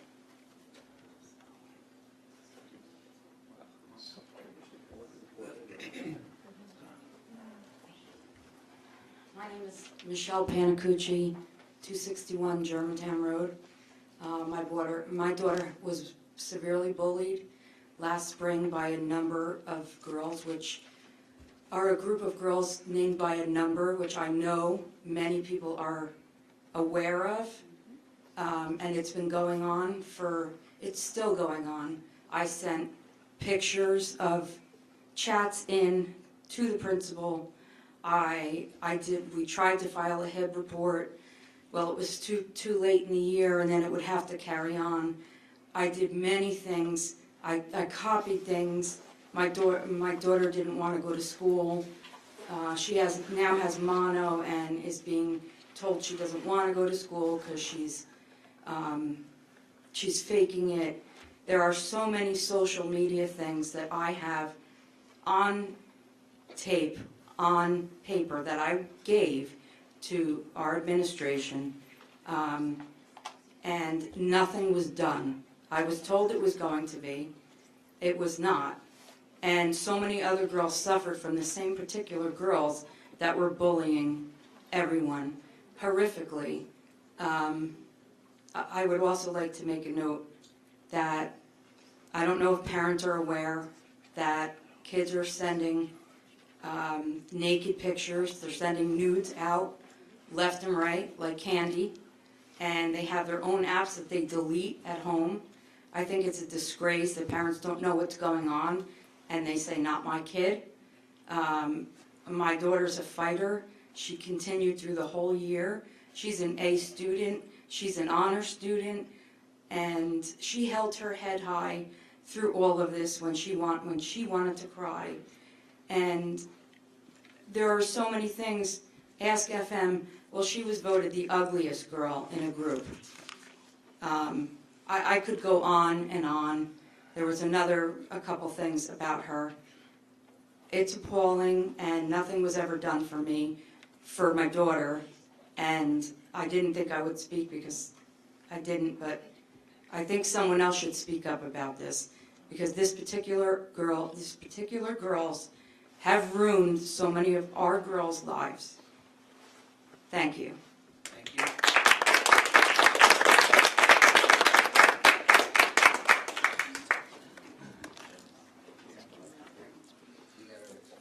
Yeah. We need to extend our executive session, so I'm going to make the motion that we extend it till. And the petitions and requests, if anybody else is speaking. Yeah. Because it's been 30 minutes. Yeah, no, okay. Well, first of all, is there anybody else who'd like to speak? No? Seeing none? Motion to close. Motion. Second, thank you. I'd like to. Yeah, yep. All in favor? Aye. Any opposed? We need to extend the executive session until, we'll say 10 o'clock for a time being. Hopefully we can get through everything way before that, but I need a motion to extend that. I'll move to extend that, and also to extend the meeting, since we have a 10 o'clock limits, extend to 11. Okay. A second? I'll second it. Thank you, Terry. Yeah, all in favor? Aye. Any opposed? Thank you. Go ahead. Yeah. I'd just like to make a comment. I mean, we heard a lot of negative things, and I'm really concerned about all of these issues. But we have to understand, too, that the district is moving ahead, and we've had more professional development. I'm proud of the staff and administrators in doing lots of work here. But again, it's continued process, it's growth, and dealing with this app situation is something that's extremely difficult. But I can't say that people are ignoring what they're supposed to be doing, maybe misinformed, whatever the case may be, but we are working in a better direction to assist those students who are having troubles in all of our schools at any grade level. So I just want you to know that. And again, if you have any concerns or questions, please reach out to myself or, anyone else, your principals, whoever the case may be, and we'll work together. Thank you. Okay, now, Mr. Drew, you wanted to make a quick comment? Yeah, if I could. There may be a misconception about the Hibs. They do not represent the totality of bullying that's going on. There's a very specific legal requirement that was developed by the state of New Jersey to qualify for a Hib, as Ms. Huber pointed out. And so there are cases of severe bullying that simply don't meet the legal definition of a Hib. So if one is looking at Hib reporting to reflect the amount of bullying that's going on in the school system, they don't. I think the legislature is looking at extending the definition of bullying, but it hasn't been done so far. Which is not to say that bullying wouldn't be handled under code of conduct like it would have been before the Hib law ever came into effect. This bullying is still bullying, it's just whether or not it's considered, it fits that particular law, or whether it goes under code of conduct. Either way, action needs to be taken. And just so that the public knows, I know this board has been speaking about the culture and climate in our middle and high school, and we've been preoccupied with doing our superintendent search, and we'll shortly be devoting a lot more time to this subject. It's unconscionable that some of the acts of some of these kids, I've heard it all. I'm not happy. I mean, you can't unfortunately pin it down to any certain individual, but we really need to address it and start addressing it aggressively when a child gets up and others get up and tell me that kids are thinking of suicide. That's enough already. We got to act. I mean, I don't want this child taking their life on my watch. I don't think anybody does. And we really need to take this seriously. This isn't, when we were kids, yay, ha, ha, ha, ha. But it's not. I mean, it really affects these children, and we need to do everything we can to stop that. I need a motion to adopt the agenda as presented. Are there any withdrawals or anything? Oh, well, yeah, I guess we'll, we just, yeah. Budget and Finance 14. Yeah, 13 and 14 under budget and finance, we're going to pull the, it's on page 10. They weren't up on the website. The board secretary. And we're pulling what? We'll pull that for next week. 13 and 14? Yeah. So those are tabled? They're withdrawn. Okay. I'd also like to mention that under education, number 9, there's an additional HIB report that will be presented. It's H7. Unsubstantiated. Mine, wait a minute, number 7. H7, it's number 9 under education. We're adding H7. H7 is the letter and number. If you go under education on page 6, we're looking at number 9, Oh, okay. and we added 1 and 7. It's H7, and you said it's unsubstantial.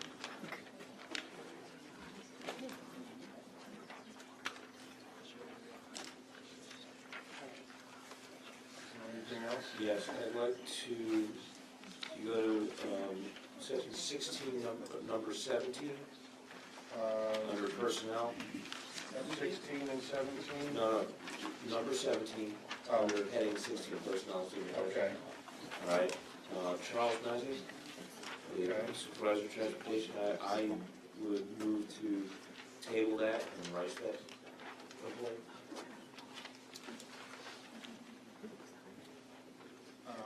Well, you wouldn't move the table it yet, because it's not part of the agenda, because we have to approve the agenda. So I want to withdraw it from the agenda. Well, only the superintendent or board president can withdraw an item from the agenda. But what you could do is, if it is approved at the agenda, I'm saying, then you can make a motion to table it. But that's the process that you should go through. Okay. So. Okay.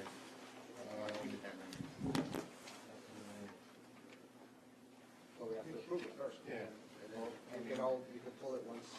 Well, Either of you can vote. correct. If you don't want to pull it, then it stays on the agenda unless a board member makes a motion to table it to the next meeting. That's all. So, okay. You want to discuss this one? Yes. Is the person or the position or both, or? I don't think we should talk about that. Okay. Nope. Well, yeah, we don't have any problem? Withdraw that one? I mean, we're gonna get, the end result's gonna be there anyway, so. Yeah, that's fine. All right. Yeah, all right, so 17 is withdrawn. Withdraw to Mr. Mazzi. 17B. Okay. Yeah, okay, gotcha. Okay. Anything else? No? Okay. Now I need a motion to adopt the agenda as presented and revised. And we got a hand carry too.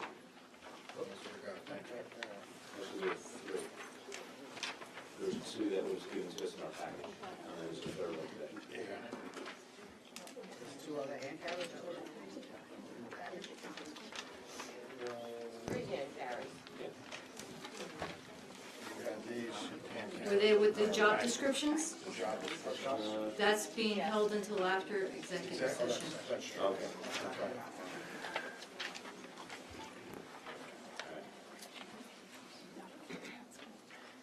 Okay. So moved. Marilyn, need a second? I'll second it. Thank you, Terry. Any all in favor? Aye. Any opposed? Okay, Terry, I'm gonna let you take over education. I'd like to move items 1 through 9 for approval. No. No? 1 through 8, 9 we're gonna vote on after executive session. Okay. Oh, that's right, okay. Okay? All right, I'd like to move items 1 through 8 for approval. Thank you for the second, Marilyn. Any discussion?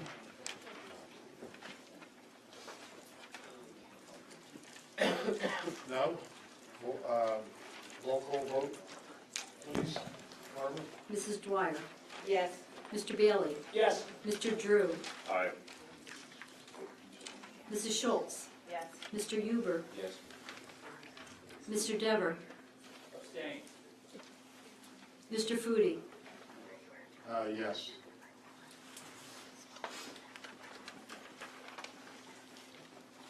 Okay, Mr. Drew, budget and finance, please.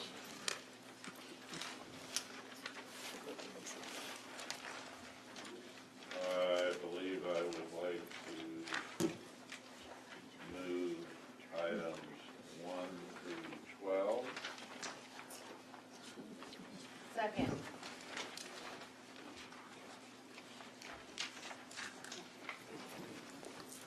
All right, I have a question. Refresh my memory, the SUI savings account, checking account, Right. number 8? Right. We have, SUI is an unemployment account. Okay. It's a trust fund. We had a money market account because we were putting aside a number of dollars that we weren't going to be using to try to gain a higher interest rate. It wasn't, we were able to get more money at Wells Fargo, so we moved the money out. to Wells Fargo from Lakeland. Okay. That's item, any other discussion? I have a question. Go ahead. Number 12. We're only doing 1 through 10. Oh, I thought you said- No, it's just 1 through 12. You can't do 12 because you got separate votes on bills and transfers. Okay, then 1 through 10. 1 to 10 is fine. Yep. Marilyn, you're okay, 1 to 10?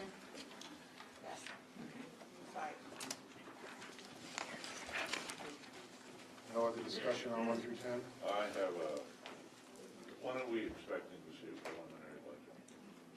This week. And that is due by the end of March to the county? The 15th of March is going to be the preliminary budget. So at your next meeting, you'll have the preliminary budget that has to be approved to go down to the county. And But we then, won't see it before the meeting? yeah, you'll see it this week. And then we'll discuss it in committee next week. But then you'll have from the 15th of March until the April to review it. Thank you. Okay. Is that it on 1 through 10? Roll call, please. Mr. Dever. Mr. Drew. Yes. Mrs. Dwyer. Yes. Mrs. Schultz. Yes. Mr. Huber. Yes. Mr. Bailey. Yes. Mr. Foodie. Yes.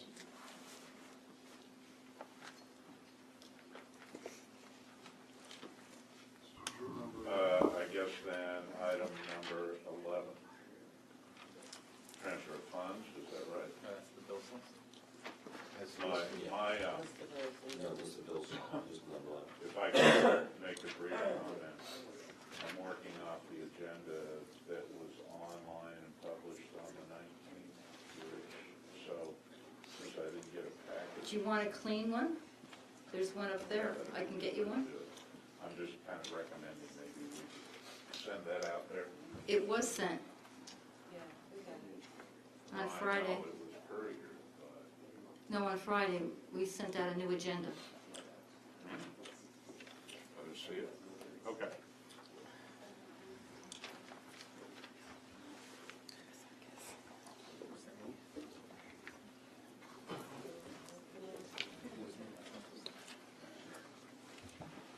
So I'd like to move item 11, list of bills.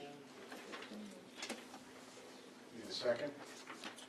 Second. Thank you. Discussion? Seeing none, roll call vote, please. Mrs. Schultz. Yes. Mr. Drew. Yes. Mrs. Dwyer. Yes. Mrs. O'Brien, no, Mrs. O'Brien's not here. Mr. Huber. Yes. Mr. Bailey. Yes. Mr. Dever. Abstain.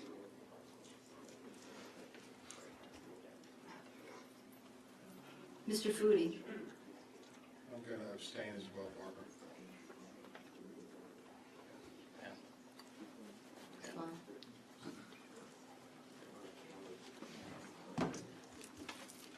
I would like to move item number 12.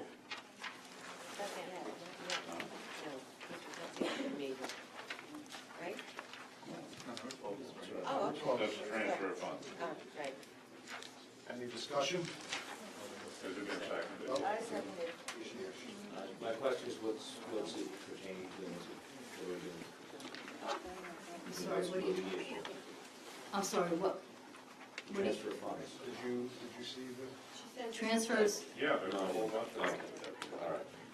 including the recognizing the liability for Oh, that was attached. veteran. That was from the previous agenda, that's why. yeah, when we have a canceled meeting and we reschedule it, the information that should have been part of last week's meeting just carries over. Yeah, I understand, it's just, I missed that, that's all. Any questions? Mr. Drew? I'm wondering how it could only cost $8 to replace the classroom projector, because I would get that for $8. Thank you very much. No, that's just the deficit on the account. Oh, okay. Darn. Commercialjet.com. We didn't have to pay shipping. Any other questions? Okay. Any Mis- question, Mr. Drew, Mr. Huber? Nope. No? Okay, roll call vote. Mr. Drew, Yes. Mr. Dever, Yes. Mr. Bailey, Yes. Mrs. Dwyer, Yes. Mr. Huber, Abstain. Mrs. Schultz, Yes. Mr. Foodie. I'm going to vote yes on this one, Barbara. Thank you. Okay, motion carries.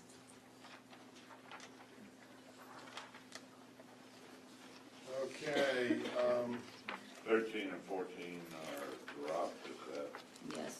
okay, so we're done with? hand carry, We got number 15. A and carry.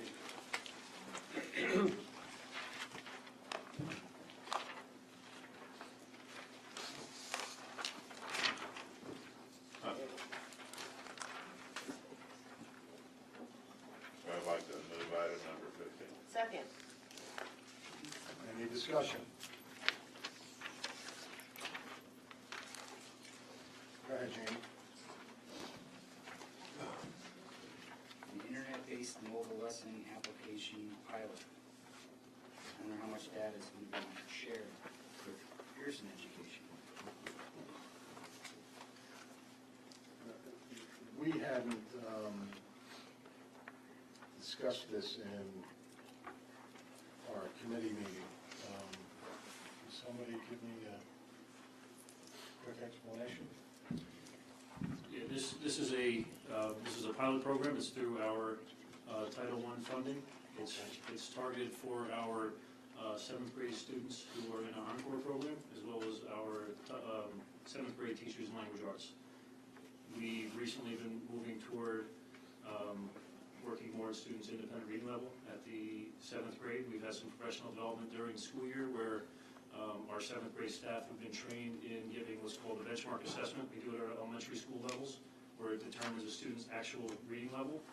This is a online resource that supports that work. So they'll have access to leveled materials without the massive purchase of textbooks that we'll have in all the classrooms. This is an online tool. They can access thousands of titles of actual literature through this ILIT program.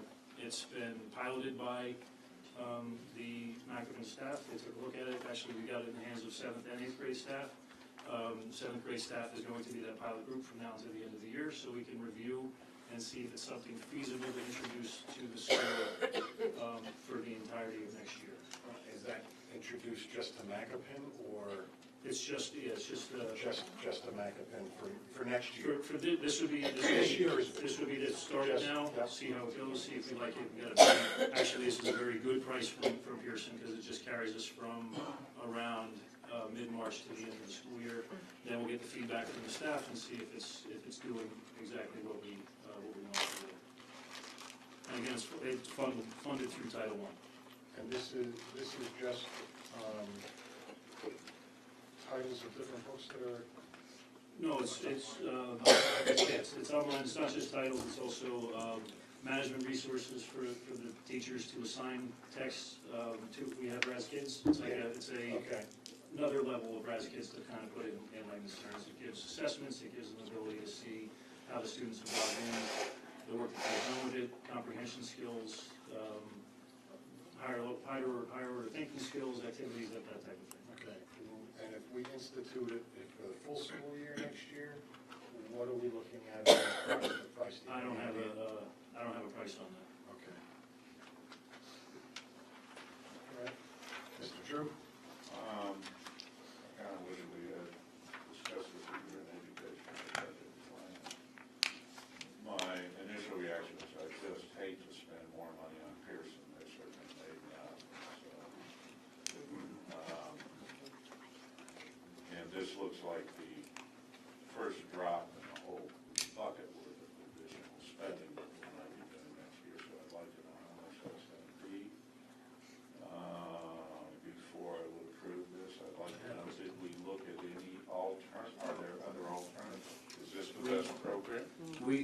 have a number of, we did get 3 quotes.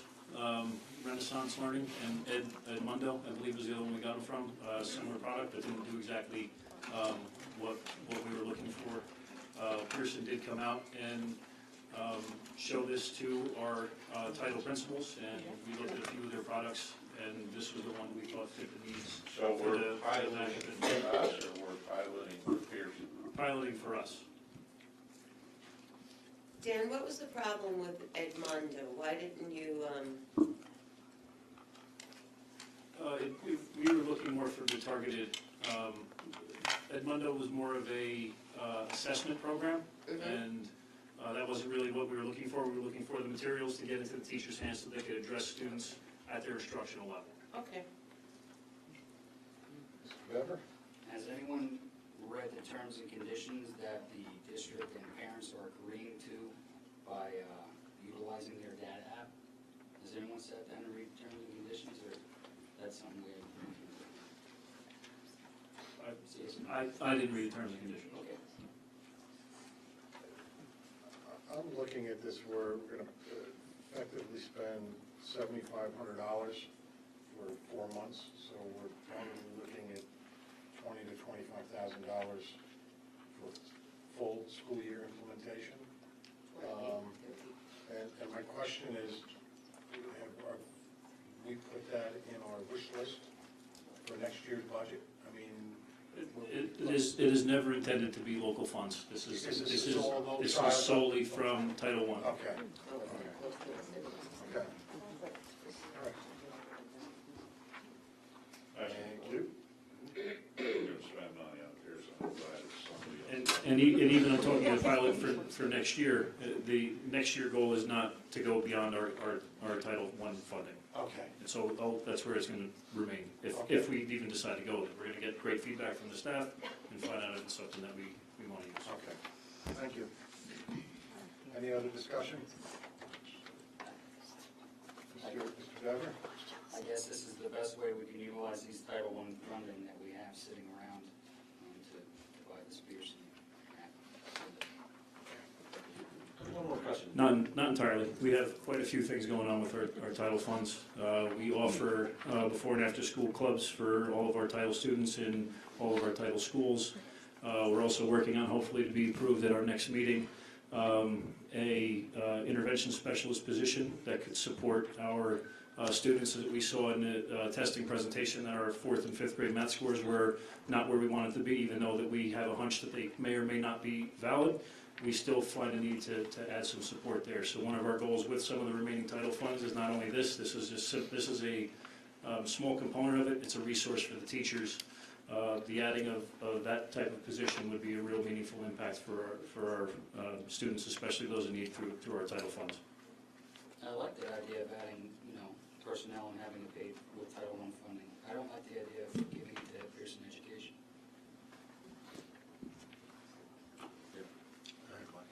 Dan, is there a specific academic problem or goal that you're aiming at with this? Yes, we currently have core novels in our 7th and 8th grade language arts program where the teachers, they differentiate within the use of a core novel, but a core novel is the same book for, if we all were reading from the same novel, you and I are at a different reading level. This allows the individual student to get a book at their level so they can practice their skills. Research on reading says when you read at your instructional level, that's when you use all the aspects of comprehension, all the specific strategies and skills that go along with it, and that's how you grow as a reader. What we're finding is that our students in 7th and 8th grade are not benefiting from the process that we're doing at the elementary schools, where we are assessing for a specific reading level for all of our students. So we have students who are entering 7th grade who are potentially at an 8th grade or beyond reading level. We also have students who are coming into the 5th grade level. And this is a first step in addressing that and getting materials in their hands that we can instruct them at their level. There's a real push on it. As Ryan Holt seems to be indicating, it's the best program out there. We should be able to increase academic performance, so that's important. Any other discussion? Seeing Seeing none, roll call. Mr. Drew, Yes. Mrs. Dwyer, Yes. Mrs. Schultz, Yes. Mr. Bailey, Yes. Mr. Huber, Yes. Mr. Dever, Abstain. Mr. Foodie. Yes. We're gonna move on to Personnel Student Affairs. Marilyn, Debbie's not here, would you mind filling in? Certainly.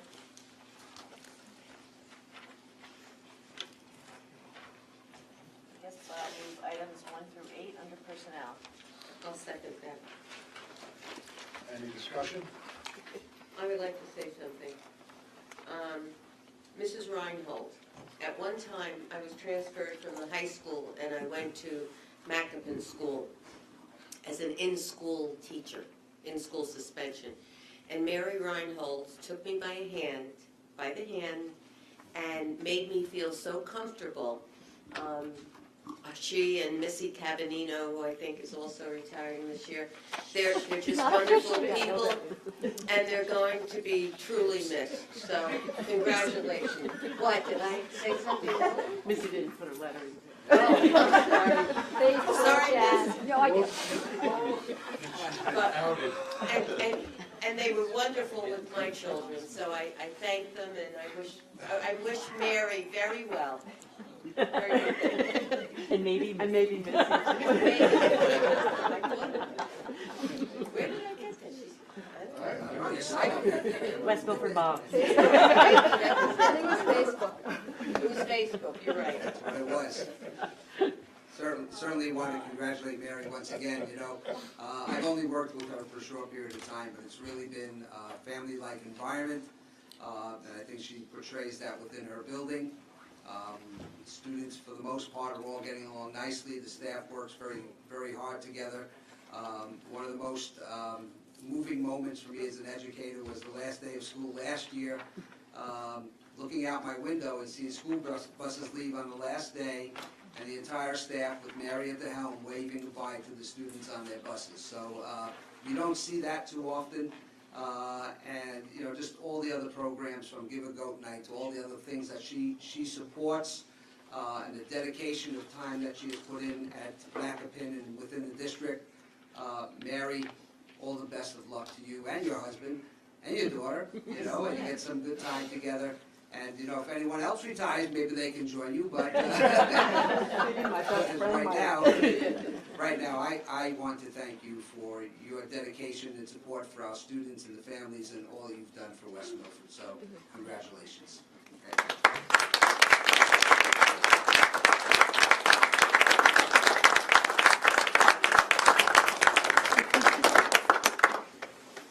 Any other discussion on items 1 through 8? Mr. Drew? I have a question. Can we vote not to accept? Technically, we can vote now. There you go.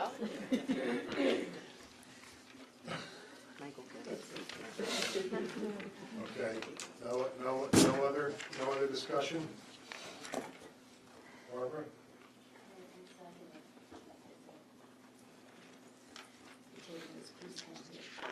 This is 1 through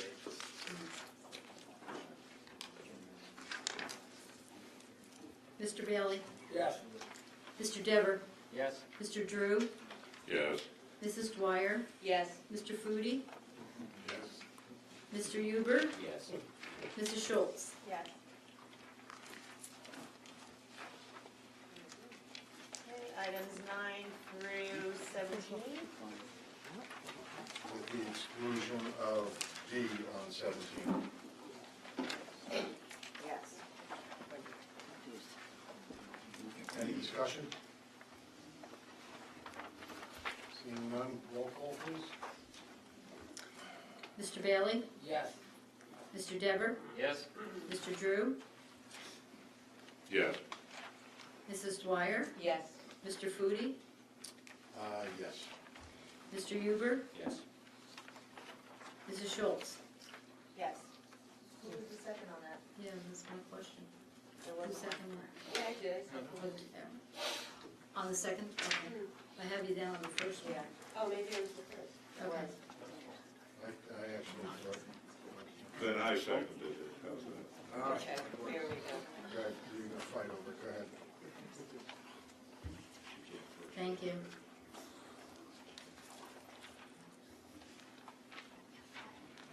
And 18 through 31. Second? I'll second.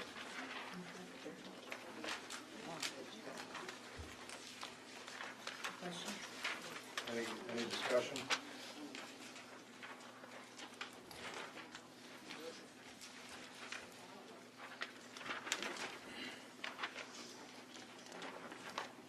Seeing none, roll call, please. Mr. Bailey? Yes. Mr. Dever? Yes. Mr. Drew? Yes. Mrs. Dwyer? Yes. Mr. Foodie? Yes. Mr. Huber? Yes. Mrs. Schultz? Yes.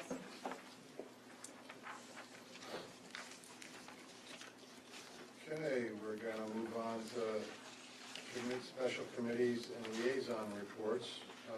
Parks and Rec, Mr. Robbins is not here. Mr. Bale is safety.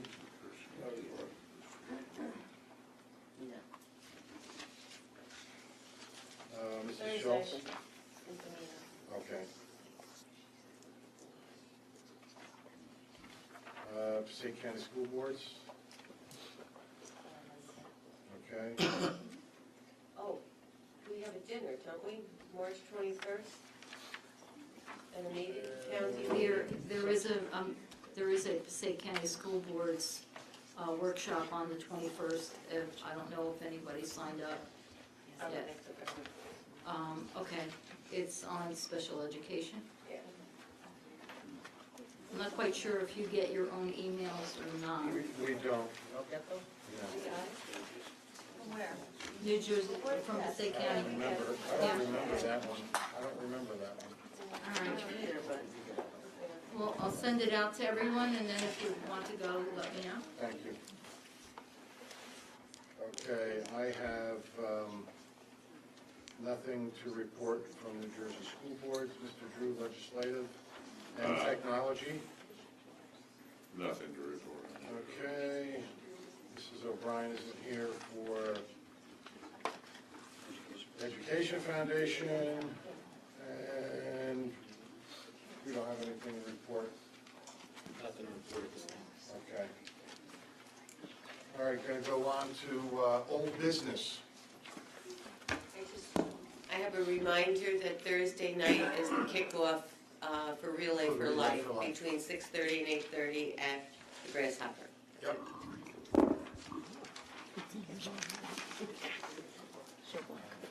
No, go ahead. Old business, Mrs. Francisco received written notification from our township with regards to PK as a voting place. I gave it to everyone. Yes, Right. yeah. And I would just like to know who determines handicap accessible buildings? The county comes in to look at them. So why is it the school board's problem that there are no other handicap accessible buildings within the location of PK?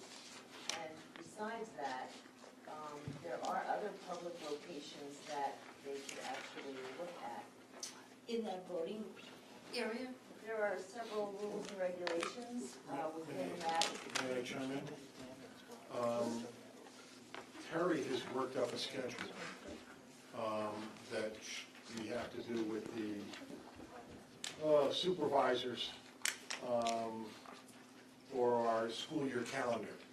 And she's worked it up where we can get our same school, the amount of school days, professional development, and we can close all schools on election day and alleviate the problem of any safety concerns of our children being in PK and people going in and out. And so I take my hat off to Mrs. Dwyer for doing that, but she passed it off to me, and I saw it, and, I think it's a no-brainer. I mean, Well, we can, I'd also we like to can, comment that we have vote ed, and we're trying to teach our students about citizenship. And I think having our students become familiar with the voting process and all the work that our PTAs, PTOs, PTSOs do with regard to working with our kids, let alone our history department, history and social services. I just think that it's a great Band-Aid for this right now, maybe upcoming November. But I think in the future, I think that we should find it should be discussed further. I don't think it should become the school board's problem, because it's a town problem. They utilize public buildings, and the county has said that PK shall be used as a voting place. We can alleviate the problem in one motion by making the school calendar year that the school is closed on election day. I think I spoke to Mrs. Dwyer already, you also have to worry about primary. I put that in there too. Yep. I included that. Warren? Joe can correct me if I'm wrong, but I believe we don't get a choice.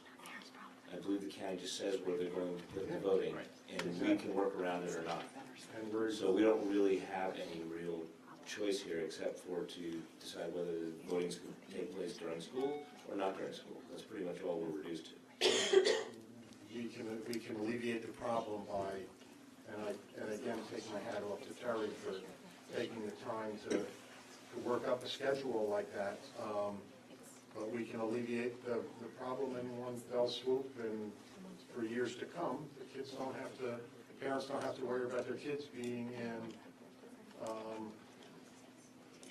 the elementary school while there's voting going on. And I personally, I didn't think of it, and I'm glad that Mrs. Dwyer did. She's proven to be a very great asset to this board. I just want to add one thing here. We have a calendar committee that's already worked on a calendar, so we would have to compare some notes on that. Also, in addition, law enforcement has reached out to me in regards to this topic, and we've been playing phone tag, so I don't know if they're going to offer any type of services or anything else. So it's a bigger picture. They do have somebody that comes in that day, but there was some concerns expressed by some of the parents that there was still access to the school. I would be concerned. Presidential election's a big election, so that's going to be very busy. So I do have concerns about that. I'll make the comment now that I won't, if we have school open on election day, I'm not going to support that school calendar. If we've got a viable alternative for the kids, I mean, why wouldn't we do it? It's just, The calendar committee put sorry to cut you off. That's all right. Calendar committee put a few samples together prior to Mrs. Dwyer reaching out, sharing the calendars that she worked on. So on our next Ed committee agenda, we're going to take a look and work on them. And we actually there was one sample that was very similar with some tweaking that we could do, and then we'll come up with something and agree and present that option. Now, mistake me if I'm wrong, Terry, when that calendar committee gets together, they have to work with the board developing that calendar. If you guys have met already, how come nobody was notified? I really don't know. I'm new. It's past practice that the education committee, the calendar committee has met, and they've presented it to the education committee, which I took as working with the board. Yes, You want to because change it's it? never been at an education. All right. So that's basically been past practice here, and probably most districts, is that it is drawn up by a committee within the district and then shared with the Board of Education at a committee meeting, and then voted upon. But we can certainly look at that part. My only concern, I have to be honest, is closing school on primary election when, that's a concern. We're losing a whole day of school when we're probably going to have a handful of people come out to vote. So that's a concern. Presidential election, as I said before, that's a bigger concern. But you have to alleviate parent fears, you really do. Yep. Mr. Drew? I think it's a legitimate concern on the part of parents. It's the kind of thing that there's a vulnerability there that you would not want to put children's safety at risk and then come back later and have an issue and say, oh, we could have done something. So just, we've got to do whatever we can to be proactive about that. I would disagree that it's a town problem or a school board problem. It's the county who dictates that, this is where we're going to do it, this is when we're going to do it. We have no choice about it at all. Now, there may be an opportunity for a civics lesson in how to put pressure on the county to make some other site acceptable. Or Actually, the location comes from the clerk of the municipality, and then it gets approved by the county. Really? Yes. Okay. So in theory, my question is, why isn't our clerk in our municipal township of West Milford looking at other locations that are suggested that are suitable for polling places? That's a really good question. I was told that it's the clerk of the No, county. I looked it up and I sent the information to Mrs. Francisco. I wouldn't like to second guess the clerk at this point. I'd like to maybe inquire and just find out. There might not be anything else that fits the criteria. And that may be the reason, who knows? But we should check it out. On the other hand, if it would take additional security, which might be a way to solve the problem at some cost, then I think the county should pay for that as part of the election. So there may be ways. What I would like to know, Mrs. Schultz, what other locations have been suggested? I don't know. Well, there is the first aid house. Maybe In the there's, past, it's been there's no place to park right there. Yeah. the That's- firehouse and the church. So again, if it's ADA compliance is the issue, who's accountable for that? But the church isn't a public building. That's the problem. The firehouse? The church. And what about the firehouse? I don't believe it's ADA accessible. And whose responsibility is that? Not mine. And then there's a first aid squad, right? I'm just saying, these are the options that are out there. I'll mention it to her. search. I'll mention it to What her. her job is. I'll mention it to her. She has to certify to the county board, And they have to come out and they have to approve it. and if it can be shown that the same can be done without detrimental interruption of school, or if there is considering detrimental interruption of school in a school during school hours, would that not be a reason, safety? I wouldn't say it's detrimental, but I would say that it might require security guards, closing off a portion, I don't know. I just think that there should be there are other options that are not being looked at. Just to go backward in time a little bit, with regard to the primary not being very busy, I think this election is unlike any other. And that might not be true for this election.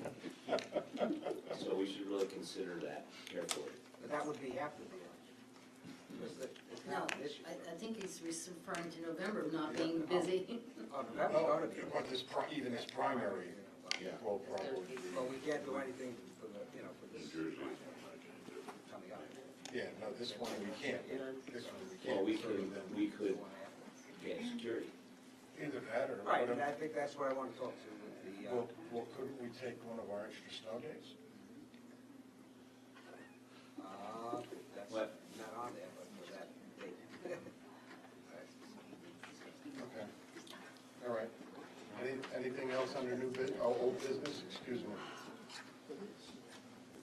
Seeing none, like to close, do I have a motion to close in a second? Oh, I just want to give our new business. Oh, Did they get there yet? Let's close Okay. old business All right. first.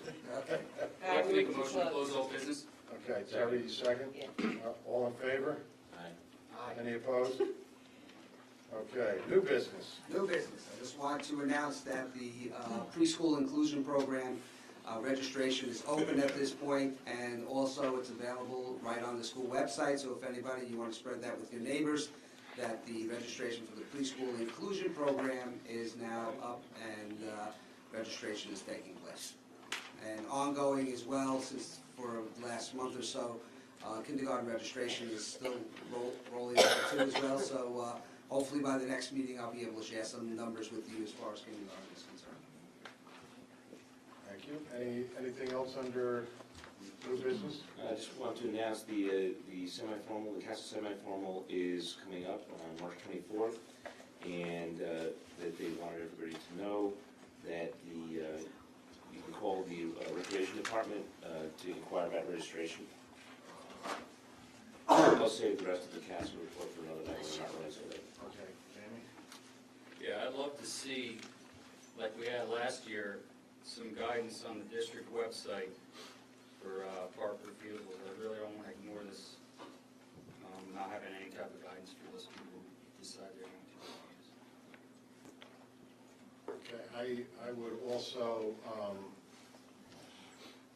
forgot to put it on the president's report, but the graduation committee, or project graduation, they want to interview people for the Cableton, and they want to ask some questions of the board members. I will forward that email.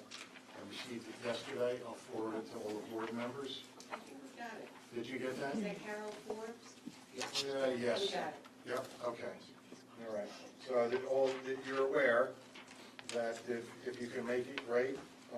If not, let her know. I believe it was May 1st. So, okay, anything else under new business? Seeing none, need a motion to close in a second. I'd like to make a motion to close new business. Any second? Second. Okay. All in favor? Aye. Any opposed? Okay, petitions and requests. Petitioners who have requested to speak prior to the meeting will be first with 5 minutes for each petitioner for a period of 30 minutes, and then time permitting, other petitions and requests limited to 5 minutes per petitioner will be allowed until the 30-minute period transpires. All speakers are asked to give their full name, spell their last name, provide their address. Speakers may not use the name of students during petitions and requests.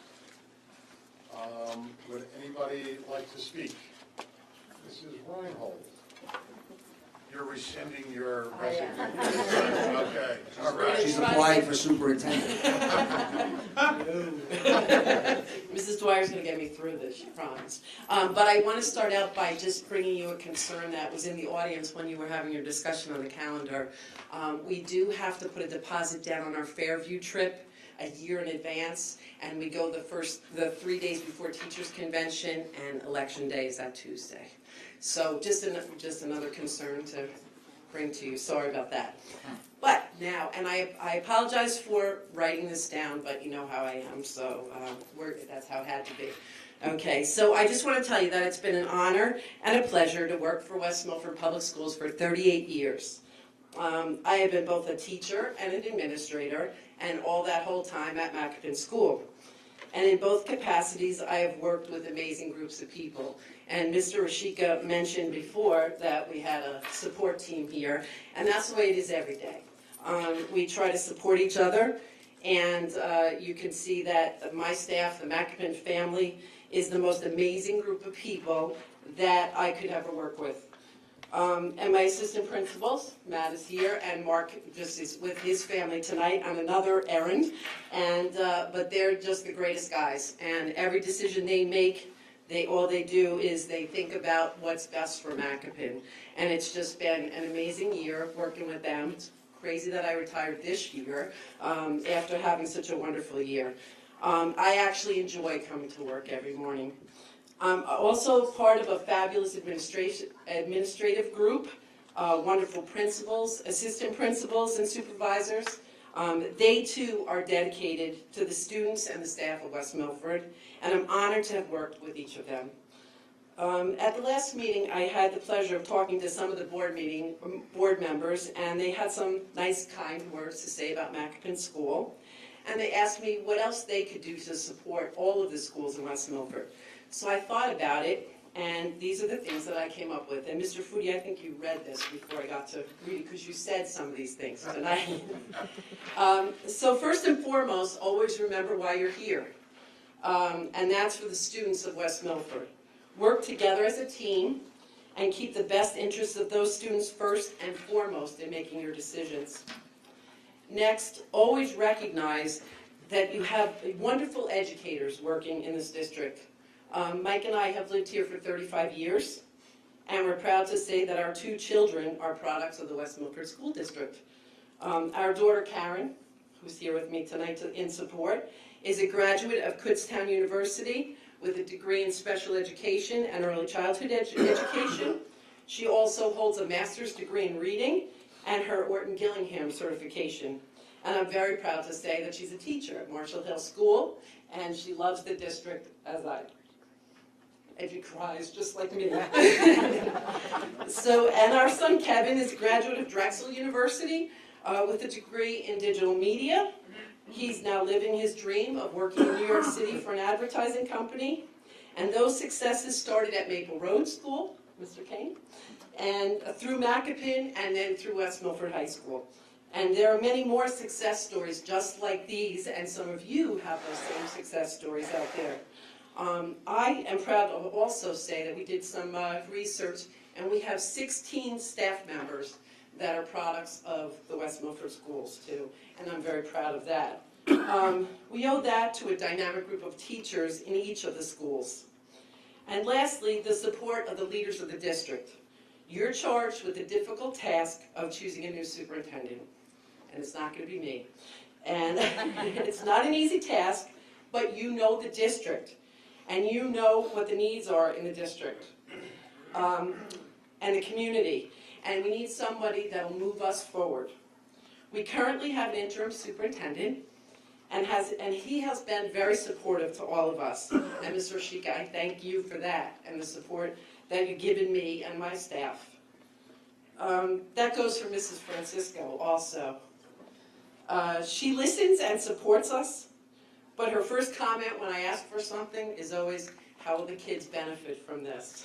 So from the kids at Macapin and myself, we thank you for your support. Okay, something that warms my heart is when I see former students come back to give back to a district where they got their foundation. Mrs. Rishardi McQuaid and Mr. Novak were students of mine. They live here, they're raising their children here, they understand the community, they are amazing leaders, and they both have years ahead of them in these leadership roles. And I just hope that they see that out in West Milford. And thank you both for your support. I would also like to thank the boards of education, past and present, for the support that you have given me and Macapin School. I know you have put a tremendous amount of volunteer time into this job, and you mentioned that before too, and I thank you for that. Consider your efforts an investment in our future. Thanks for all the memories.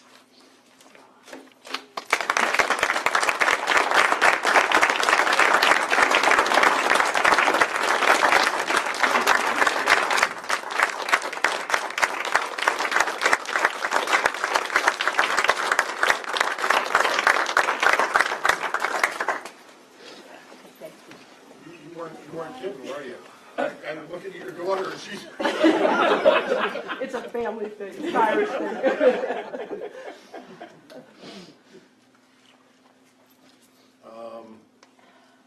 Anybody else?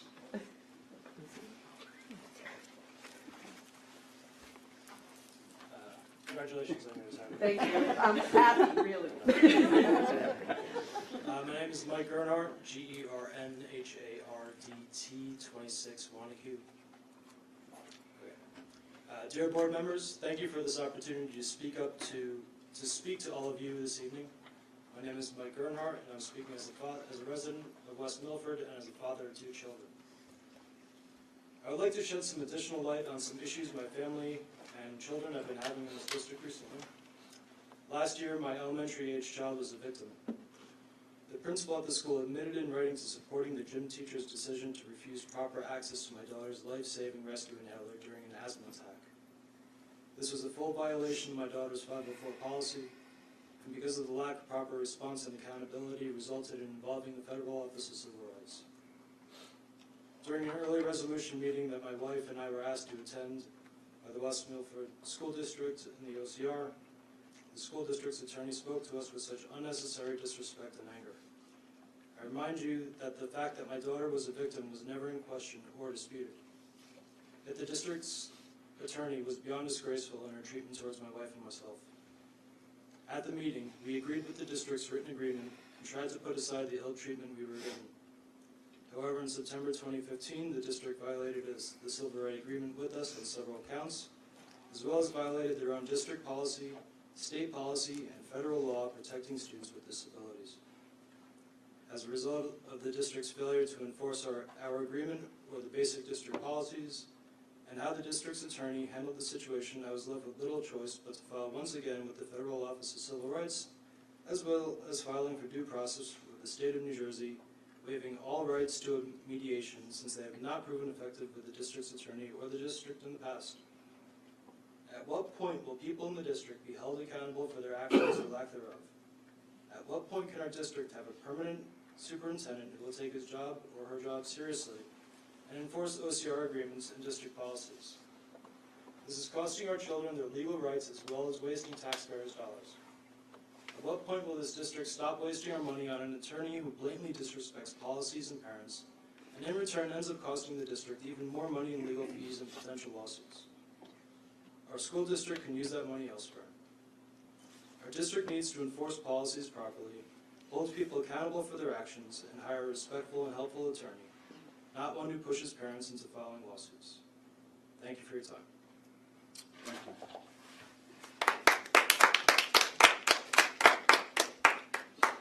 Anybody else like to speak? Seeing none? Motion to close petitions and requests? Motion to close. Second? Second. Thank you, Jamie. All in favor? Aye. Any opposed? Okay, it is 10:01. Can somebody make the motion to go into executive session, please? I'd like to make a motion, 10 p.m. Go into executive session for the purpose of conducting a student hearing, discussing superintendent search, personnel, HIVs, negotiations, and matters of attorney-client privilege. Second. All right.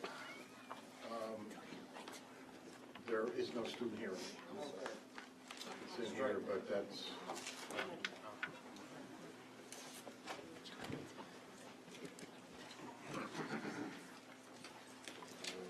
Like that, conducting a student hearing and... I remember that being the first one.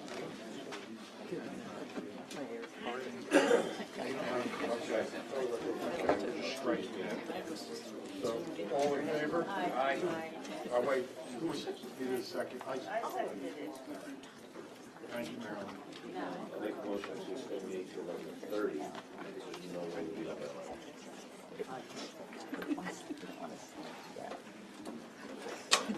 I'll second that. Nobody will see you or her. All in favor? Okay, any opposed?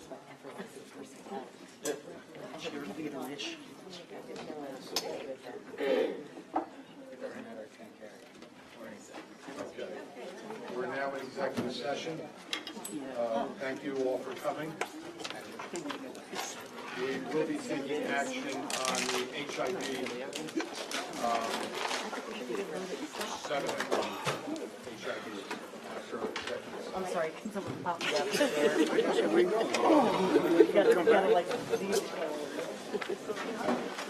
Thank you. Thanks so much for being here. Hi, girls. I'll work on that, okay? That'll be the... I'm gonna do that. I'm gonna privacy my home. Tomorrow. Teacher said we can start at 10. Thanks, my son. Thank you. Thank you, guys.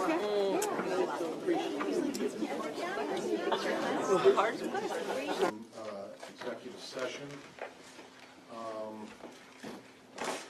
We have some HIBs to vote on.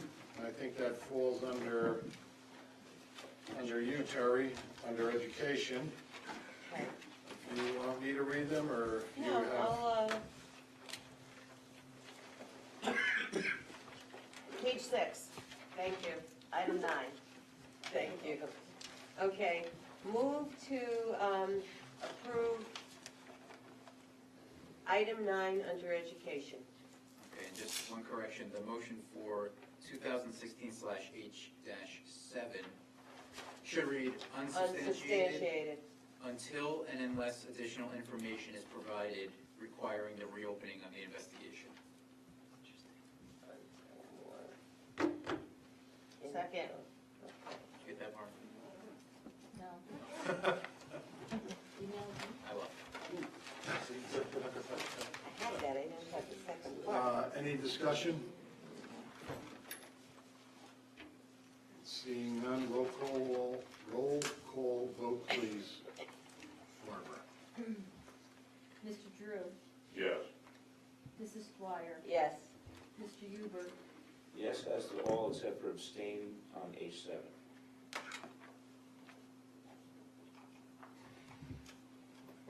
Mrs. Schultz, Yes. Mr. Foodie. Yes. And we're going to also make a motion to approve our corrective action plan for the ESEA Accountability Action Plan for our, get a better participation rate with our park scores. This is for all of our schools. Does anybody have any questions regarding that? Yeah, I'd like to see added to the list, open public meetings. There seems to be very specific to certain organizations or categories of parents. I'd like to see some open public meetings and also student assemblies to get the students on board, perhaps do a West Milford Pride kind of approach or something to explain why it's important to them as well. Not just a pain in the neck, it's important for them. Address the student issue as the PTO president was talking about. I think she's got a real good point. Yeah, and you know, to follow up to that, you know, you got the Marshall Hill Eagles, you've got, you know, every school has their own thing. If you can get a competition going. Yeah. Yeah, I mean, the elementary schools maybe not so much, but. We ought to. So I'm gonna add that to each one of the schools then. Yeah, Okay. I think that's All right. worthwhile. And you need open public meetings for all parents. That's all, yeah. Okay, any other discussion? No. Okay, Barbara, roll Have a call, motion please. and a second. Oh, Second. yep, second, thank you. I made the motion.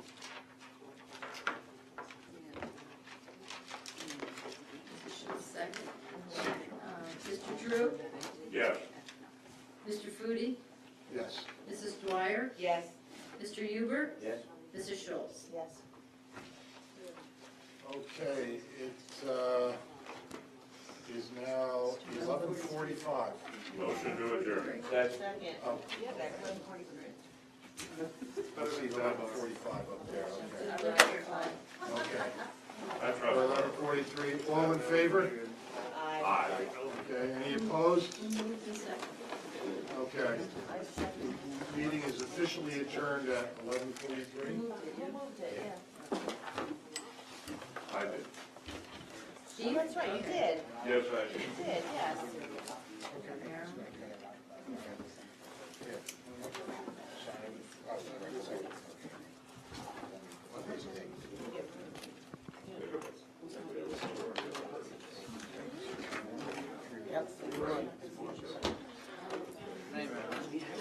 Tony, could you have Jim sign these? Oh, I